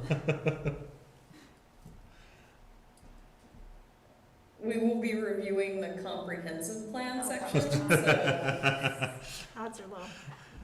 That would be So, late, yeah. does it sound like 7 on Wednesday would be the best? Probably. I think that way it's not pushing against your work. Oh, I mean, I'm fine to leave Oh, early. okay. I'm more worried about the The applicants. applicants, yeah. Oh, yeah. Yeah. Yeah. Yes, I can. Well, I mean, for that I mean, I'll be here anyway. 'cause Yeah. I Yeah. was gonna say, I mean, that meeting was easy. I'd be happy to take notes for that if staff, cause it's late. So if staff can't be there, I completely understand and I can take the notes for that. It's not too intensive. And then it gives 1, 2, 3, 4, It gives a, 5 business days for yeah. the applicants to be spoken to ahead of time. Yeah. In an interview And we format. did do some of that on the weekend too. We did. Yeah, that's I think asking the applicants to interview on the weekend is a little different. Okay. So it sounds like 7 PM on the 15th? Someone schedule an email. Yes. The calendar reminders as well. All right. Well, then will that work for a member of staff to be able to set up the owl? Is Paul still on? Paul? Is he also? Yes, I'm here. Well, Would you be able to help Jenny with the owl that night? I am on vacation. Yeah. Oh, that's right. I think I can do it, 'cause I've done it before. I will also be there. So, Yeah, you're tech savvy. between the two of us. All right, okay. Okay, So it's at 7, 7. okay, so. So we might just have to, we'll have keep- a short- yeah. Which, considering we had a very long meeting in September, might be appreciated. Okay. Alright. October 15th, right? Yeah. 15th, and I will send an email to. Literally 15 days later, come on back. Okay. Oh, wow, you already did it. Okay, I think we're good on this conversation at this point. Okay. So we will follow up with this And I'll connect with you separately about contact information and all that. Yes. And once we get Elsie set up with an email, Yep. if you could just let me know so I can add you to the calendar. Okay. Okay, it is 8:45 PM. I am going to give us a 5-minute break, so we'll be back at 9 before we discuss our last item. Okay. If it is 8:49, we will be discussing our last item of the night, which is the fiscal year 2027 budget goal setting. Elaine. I feel very badly that this is last, at 8:49 on your agenda. This is a meaty one, but, yes, I think this is what we could do. So, tonight, staff asked for council's direction as we work to build the proposed budget, for fiscal year 2027. That's June 30 to, July 1. As we build that over the next 3 months by choosing one of 2 options. And of course, I have a recommendation between the 2, but hoping to convince you of that rather than just tell you. The first option, which I'm sure folks would prefer, And if they didn't understand the details, is a level services budget. This would allow for costs for existing services to be updated for estimated inflation and cost of living increases, but does not increase investment in any area to continue catching up on deficiencies. The second option would be a strategic investment budget. This allows for updating costs for existing services and allocating additional resources to priority areas. If council chooses this option, I'd ask council to identify priorities or priority master plan vision areas to fund. As a reminder, those are economic vitality, municipal infrastructure, housing, and safe, healthy, connected people. Note, of course, that council may make changes to the budget proposed by the city manager during your budget deliberations at council meetings, December through part of January. It is clearly stated in the city's strategic vision statement that we want to ensure that Winooski is a livable, diverse, and affordable community. While being good stewards of city funds is a high priority for our staff, historical budgets were below the rate of inflation to try to maintain affordability in the context of the Winooski School District budget, as I mentioned during the interviews last Wednesday. This has impacted the ability for city government to provide services to its residents that they want or need. A bunch of data was provided in the memo. I'm not going to go over it all in detail, but there are some highlights that I think are worth mentioning. The point of the information overall is essentially to encourage council to keep the foot on the gas. I'm not asking you to put it all the way to the ground, not pedal to the metal. I'm just asking you not to let up because we are not caught up yet. So some information that I do want to highlight to make that case, that we should continue strategic investment. And so starting from the top there, it's tax rate history. Excluding the artificial rate decrease caused by the 2025 appraisal, the city has on average kept property tax increases between 1.42% and 5.22% between fiscal year 21 and fiscal year 26, this current one that we're in. The annual average was about 2.72%. During that same time period, inflation ranged from 0.99% to 8.52%, averaging 3.9%. So our average increase was 2.72. The average was 3.9. So you can see the city's increases have been below inflation. Council has agreed to reduce some of this gap in the last few years. We're very appreciative of that, but there is still a remaining gap. Staff have also included a comparison of annual tax rates adjusted by the common level appraisal for each budget year to show a normalized tax value. The declining normalized tax value demonstrates that the city has kept tax rate increases below inflation to maintain affordability. However, this practice has meant that certain investments, such as infrastructure and staffing, have fallen behind recommended levels, which is causing challenges in service delivery in some areas. And if this practice continues, more areas may be affected. Next, we have grand list growth history. Our grand list, adjusted by common level of appraisal, has grown since fiscal year 2022 each year, except in fiscal year 2025, as shown in that chart. Growth is slower in the last few years, likely due to cost of construction, including materials and labor. Comparing our residential taxes with some other selected Vermont communities, our tax rate is second highest, and I'm sure people are aware of that. However, again, this is why I'm making the case, not to let up on the gas just yet. Because our adjusted grand list is second lowest, the result is that the amount of tax dollars we raise per household is actually on the lower end. Most of council has saw an earlier version of this chart. Angela did update it in time for this memo. So at this point, for a time we were in the middle of the pack, so to speak. Out of the 8, we were in the middle. Now we are on the lower end. So 5 of the 8 comparisons from the same set of municipalities that some of council has seen the last 2 years, 5 of the 8 are higher than we are now. So just 2 are lower, and those are Williston and Milton, and they have a larger grand list than we do. So sections 3 and 4 in the memo, wages are almost 60% of the city budget, and we at minimum increase wages by the October to October Consumer Price Index. We also provide by policy step increases, meaning increases based on longevity. These are essentially non-negotiable. There's a lot of caveats behind that, but I won't go into that right now. Happy to explain it later in my December 1 presentation. Those 2 increases are did I mention health insurance? No. So benefits, especially health insurance, are also a big expense.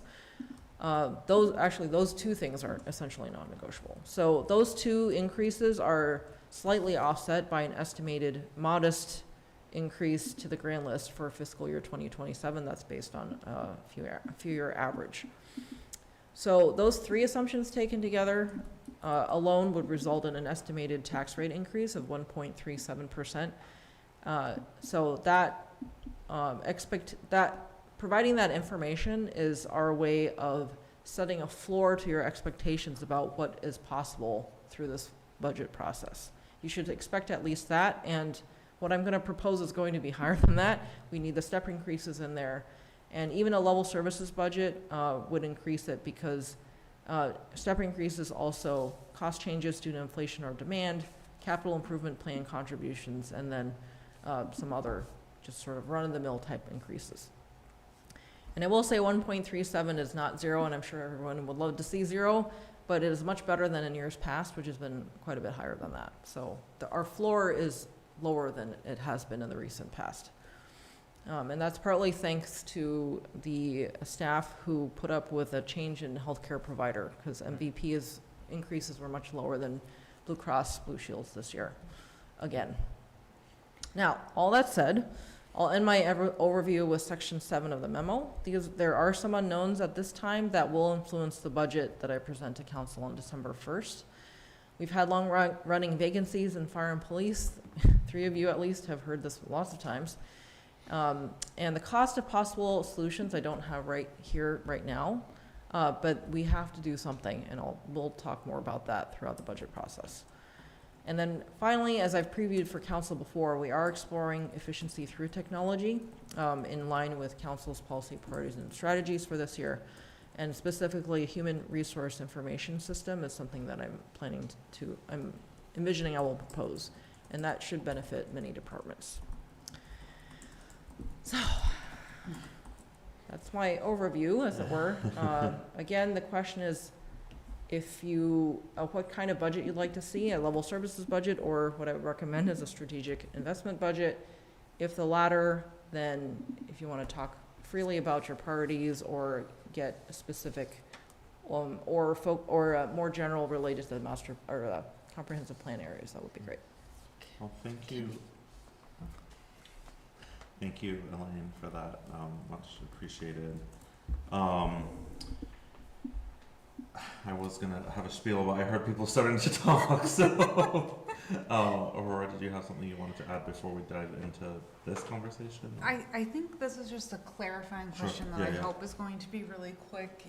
I think last year you presented us both a level service and the city manager recommended. Do you feel like that wasn't like as helpful for y'all, and is that why you're looking for to specifically like present one, if that made sense? I don't remember how we got there. Does anybody else on council at the time remember? I think we might have asked for that. Yep. Yeah. There was definitely at least two options, maybe even a possible third. There was a third. Yeah, I think And I think, and in addition to that, we've had in the past like that worksheet that has different drop downs. So I think the overall question is, has that felt okay on my end, but like checking to see how that has felt on staff's end? Yeah, the options is absolutely something you should have access to. I think everybody should do that. So I think it's great that Angela took her first day vacation one year and made that, so we can have it forever after. It's not a. Thank you, Angela. Right? It's not a heavy lift, because the bulk of the lift is already done with the template. Okay. What I'm trying to remember, I'm opening up my presentation from last year to remind me how it was to do 3 versions. I feel like one of the versions is because I needed to do it, because there was some new information that come up. I'm trying to find that now. But maybe the first 2 were what you wanted to see. Yeah, I just wanted to establish that before we go deeper. I was gonna do the same thing. Okay, perfect. Yep, read my mind. right, well, so my recommendation to my fellow councilors would be that we do not adopt a level services budget. I have an answer, I think. Oh, Sorry. shoot. Didn't mean to interrupt. I don't think we did that last year. We did that the year Okay. before. Okay. Last year it was just one because I thought, is what I'm seeing Okay. here. Okay. Sure. Okay. Yes, because we decided that we wanted to invest in infrastructure. So but I feel like you brought us something that was purely infrastructure and then something with a little With addition. community service, Yeah. yeah, recommendations.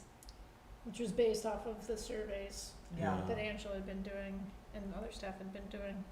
Yeah, some But stuff like around. It was 2 years ago where we had the formalized 3 different tiers. Yeah. And then we picked the tier. Cause, during this meeting Yeah. last year, you had directed us to develop a budget that included conserved catch-up on infrastructure and fire safety, differentiates catch-up items, and denotes if they save money, etc. So, okay, I see it now. We did the council-directed budget and then the option to add the equity policy advisor. That was the only Okay. variation. Okay. Okay, Alright. That was what happened last year. The year before, it was like 3 of them I had, Yes. yeah. okay. Thank you. Thank you. Glad we went If- on that. So, yes, to answer your question, then, if you settle on something, if you give me some latitude to add something that comes up during budget congress, because I still have not had that full conversation with the leadership team, if you're open to that and not feel like I've gone off the rails, that would be appreciated. Okay. Okay, so, I agree with the city manager. I'm recommending away from the level services budget, although I completely recognize and know that there is still, cost of living issues across the city, the state, the country. If we, once again, and our council I think has been pretty good at not doing this, but if we, follow examples of previous councils of not wanting to continue to invest in the city, costs are only going up. We've seen that they did not come down like we were all promised they would come down. I don't want to, what I think will end up hurting us more by doing a level services budget. So I would recommend that we do some strategic investment. With that, I do find that we have been very specific with the city manager and then the city manager's staff on where exactly we want to invest in. And I think, I recall my first year doing budget, we very much, I feel like we received full presentations from each department with the goal of that being that we would pick from what the departments had recommended to us to fund. And I think after that, they kind of presented to us knowing what we were hoping they would fund. So, which I wonder if, since the time that I've been on council, if that leaves many items that staff haven't thought about discussing with us during the budget process, or has remained in the possible dues or the even lower list. That said, I do wonder about some particular areas that I'm interested in, which would be trying to talk about and finding a way to help with fire and police recruitment and retention, whether that is the renovation, construction of firehouse and police department, or whether that's some other scheme. I would want to leave that to those departments to present. One thing I've been hearing a lot, continue to hear from residents is, our sidewalks. I think we've done a lot of that work. We've put a lot of that money there.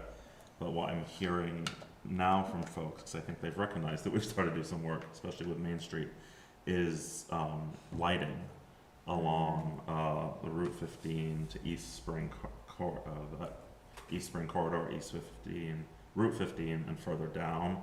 I think there's a lot of heavily used intersections there that don't have either much or any lighting at all. So that would be an infrastructure investment, I believe. I don't know if that's something that John's department has thought of or has any plans for. But I've recognized, I have always heard one or two lighting issues from residents over the years, but this past year I've heard a lot, so I wanted to bring that up to council. And with that, I will leave my statements there for now. Should I comment on the lighting or wait? If you've got a comment, let's hear it. If that's something you want us to look at, if council wants to make a motion to have us look at that, we will. My hesitation is that we've been trying to get GMP to add a light on Malice Bay Avenue since 2022, and they still haven't done it. So because I don't... And I should clarify, yeah. I mean like street lights, not red, yellow, green lights.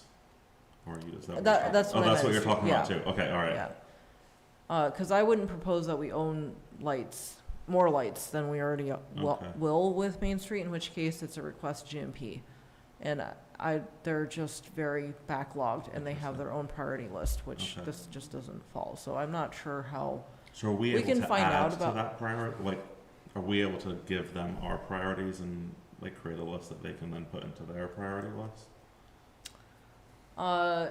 That's the kind of thing that if you wanted to direct us to look into, we could. Yeah, I'm not sure how much time that would take. Okay. Yeah, I mean, if that's the preferred method, is that they put the light in as opposed to us, I guess it would just be how do we communicate to them where residents have asked for lighting options. Maybe the residents should let them know who to reach out to, like with the Malice Bay Ave Railroad crossing. That was quite the ordeal. Yeah. I didn't know that we didn't own all the lights. I assumed that we did. So. Yeah, we just own the ones in downtown and the ones that we're putting on a Main Street. Okay. That's helpful. I would be a fan of more beacons along 15. Yeah. Oh, That and as you crosswalk say by, that, by VSAC can be, it's a bit of a straightaway there, so people tend to try and pick up speed heading out of town, or they come quickly over that short hill, but they come quickly over the hill into the circle. yeah, I mean, I think we've done a lot of work to say that we're like a bikeable, walkable city, and as a result, I think we've had a lot of people who have moved here who are, and which I think ties in with the uptick in concerns that we've heard about different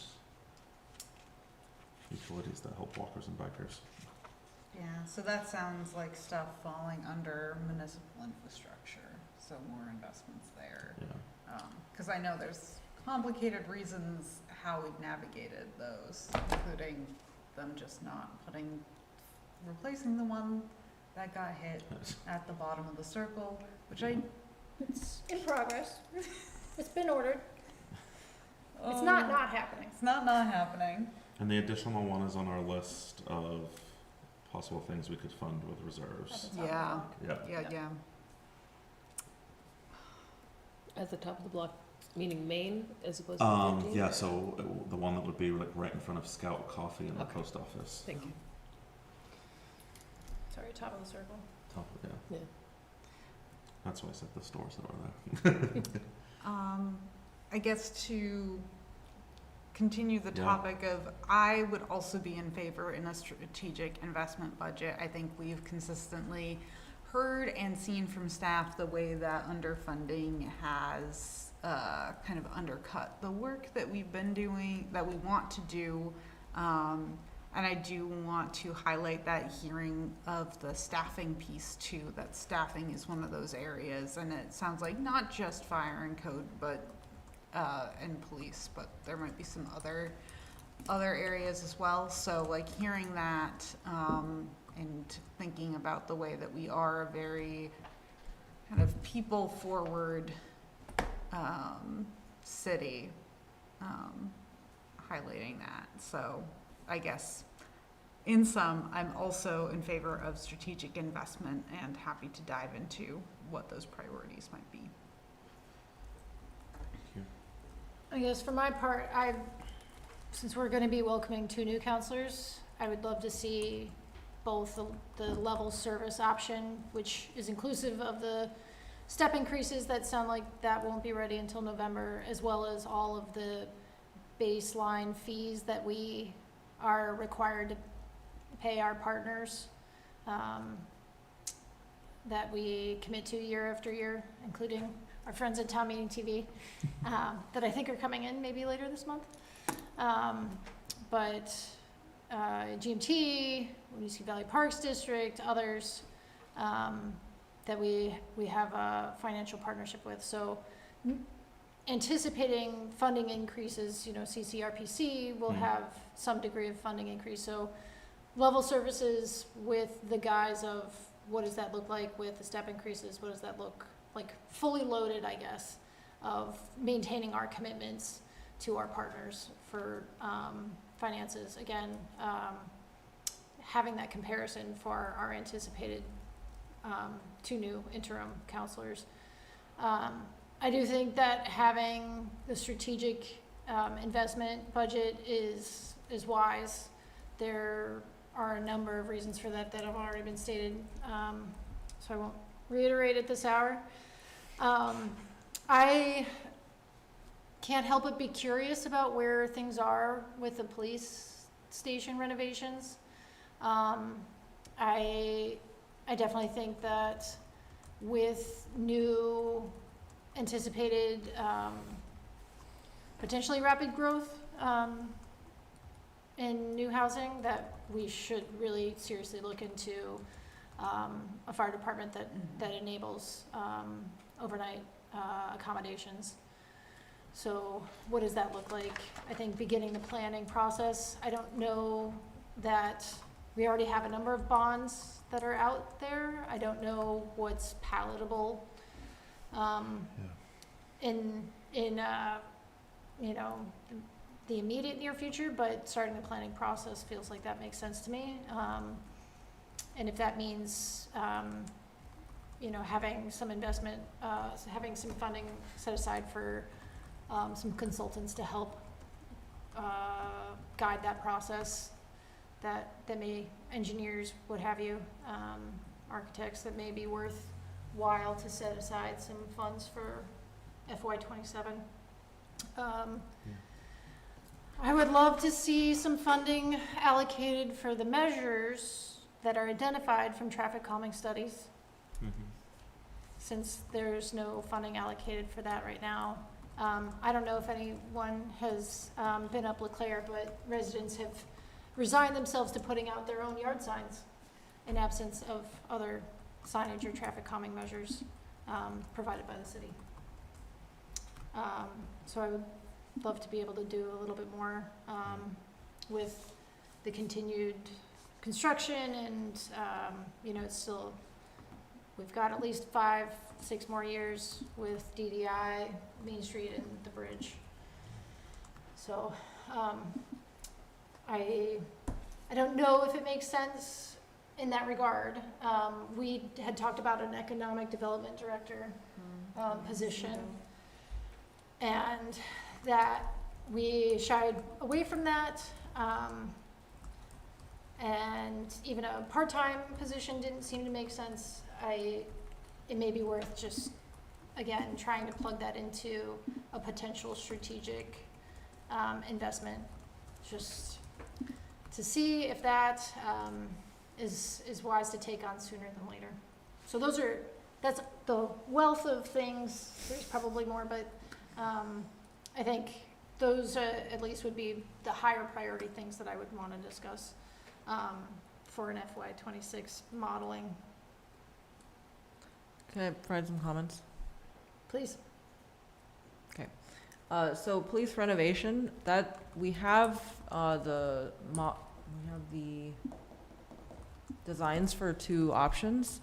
Then that's been put on pause until we figure out what's happening with regional dispatch. Thomas and I had an initial conversation about that, so more to come on that. Okay. Fire, yes. This, you might recall, you funded the study for this fiscal year, so that's going to be underway here. we took a very initial early step, but yes, there's been some staffing challenges, so ironically. Funding for, no, that's separate. Economic Development Director position, so that's also in this year's policy priorities and strategies for me to be thinking about that and propose something. The Economic Mobility and Opportunity Special Assistant, I felt like is a really good thing to do now and might buy us some time in terms of an actual longer term strategy, and that's almost fully funded. So maybe if that's something council's interested in, like we could play with that a bit. But just remember that those two things are or that function is, now there's funding for part of that, for now. It's only a 3-year thing, so. And that's a it's not for shared sure. role with Correct, yeah. 5 other municipalities? 3 other ones. 3 There's 5 partners because the RPC is a municipality, Okay. but they're just the host. Okay.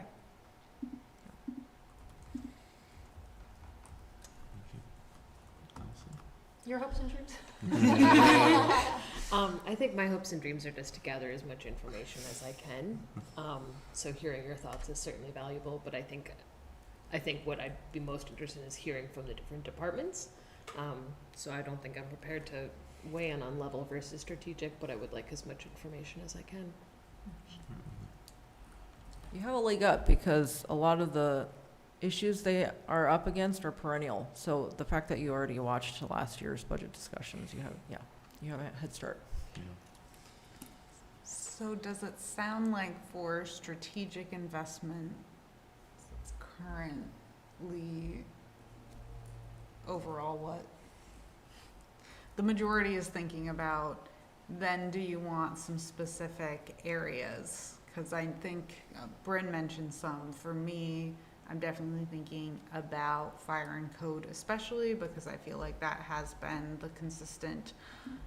We are running out of options, and especially if we do get that study, that could be really helpful in thinking about that.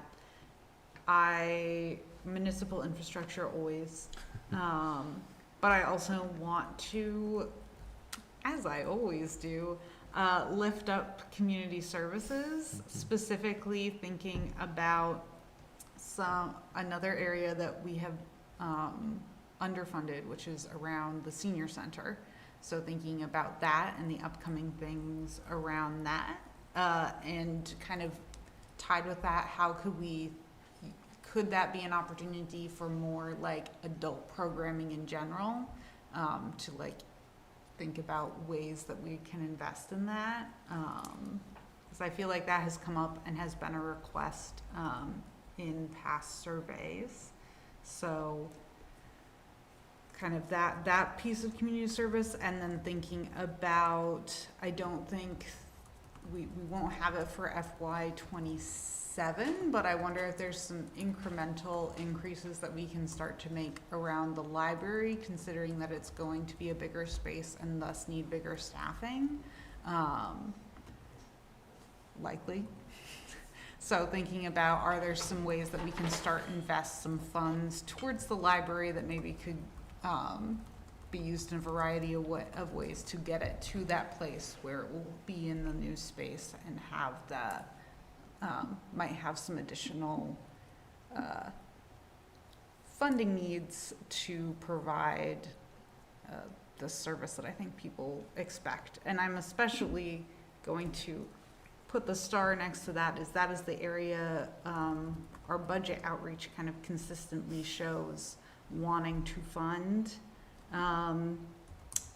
our folks in community services, and it is our 3rd lowest, just above fire and contracts. So while there are a lot of hours that go into it, it is not necessarily the highest paid.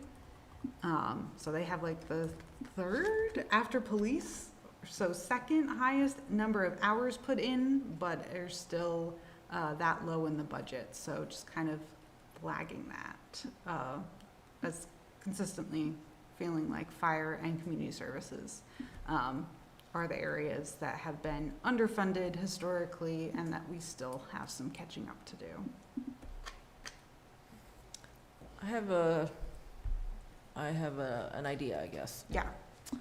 So one option is, thinking back how Thomas said it's been a few years since you've seen everything. Yeah? Do you want to see everything? I mean, What does that mean? So, Or staff it. there are definitely things that I haven't had come to you at all, last year or two. And the first year I brought everything, and I said, yeah, you know, maybe the school district will be really low, and then we could do all these things, and then that didn't happen. So you could see all the things, and a lot of the things that have been talked about, you've mentioned here. So I'm not claiming like, I don't know, it's not like some pipe dream. Like I would probably show you what a 16th police officer looked like. I would not show you what a 17th police officer cost. So I wouldn't show you, you know, everything, but like anything that's come up on a recurring basis, you can see all those things. I would probably still shortlist it for you. But if you want to see all of these things, I don't know that it's going to take that much more time, Yeah. because we have talked about these things before. That'd be my question. We can always include them on that, toggle on off Yeah, field, even if they're not in the presented budget, they can see them as options. yeah.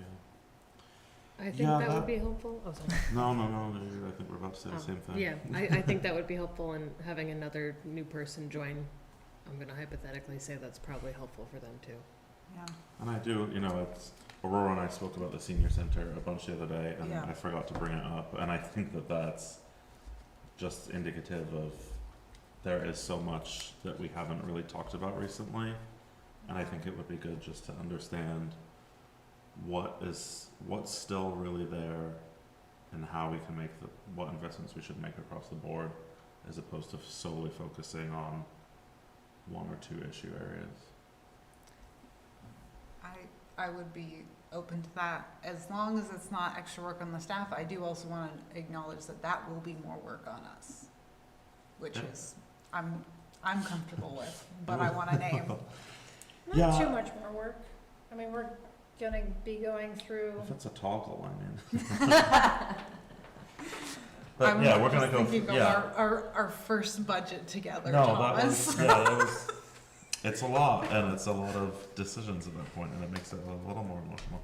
I feel like it's a lot regardless. But it's a lot Fair enough. regardless. I mean, I do wonder.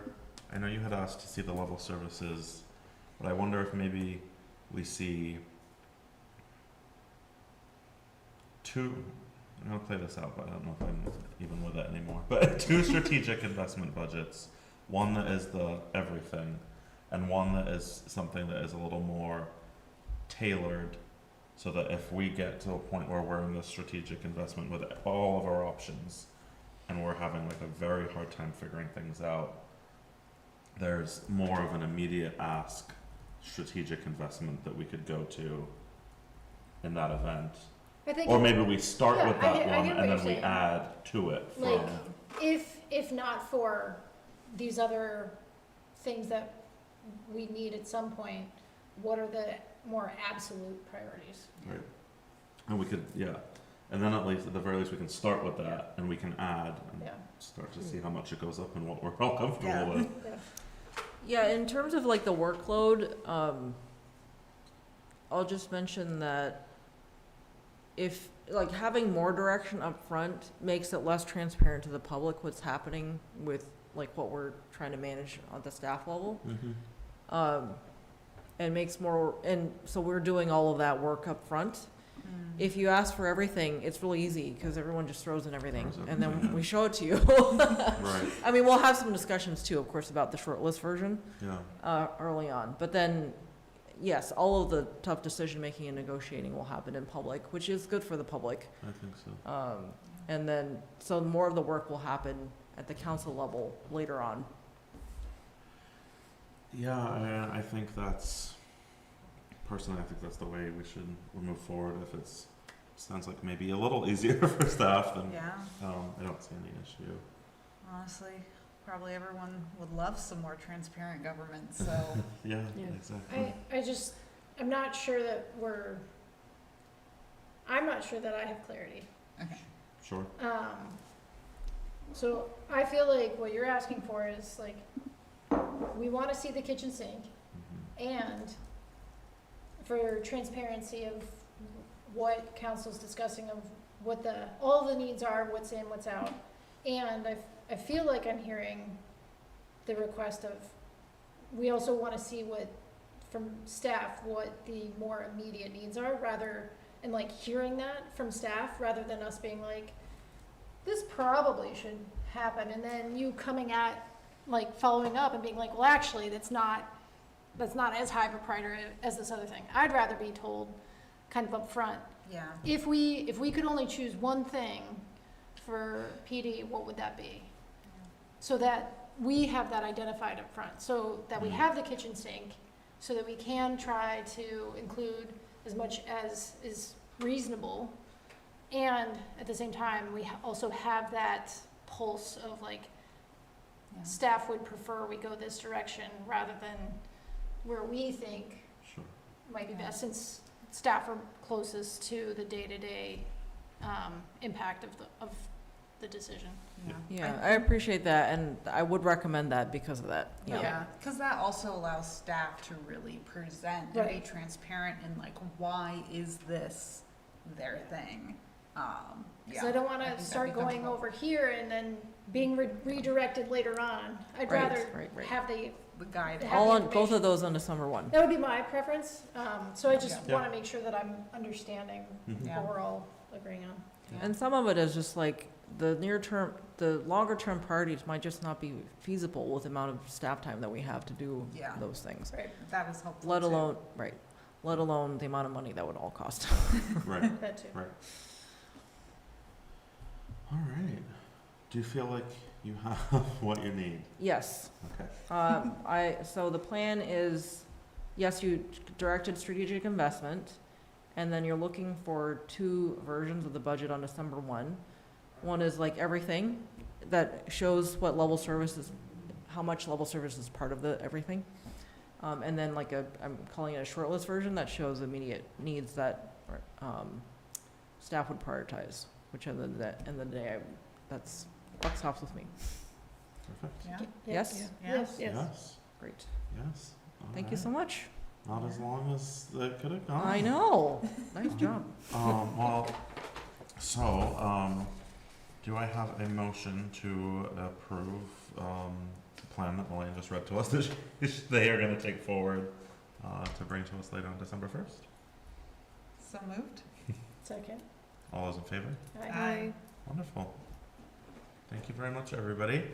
The time is 9:28. I will close this city council meeting. Thank you very much. You just do a Move motion. to adjourn. Oh, yeah.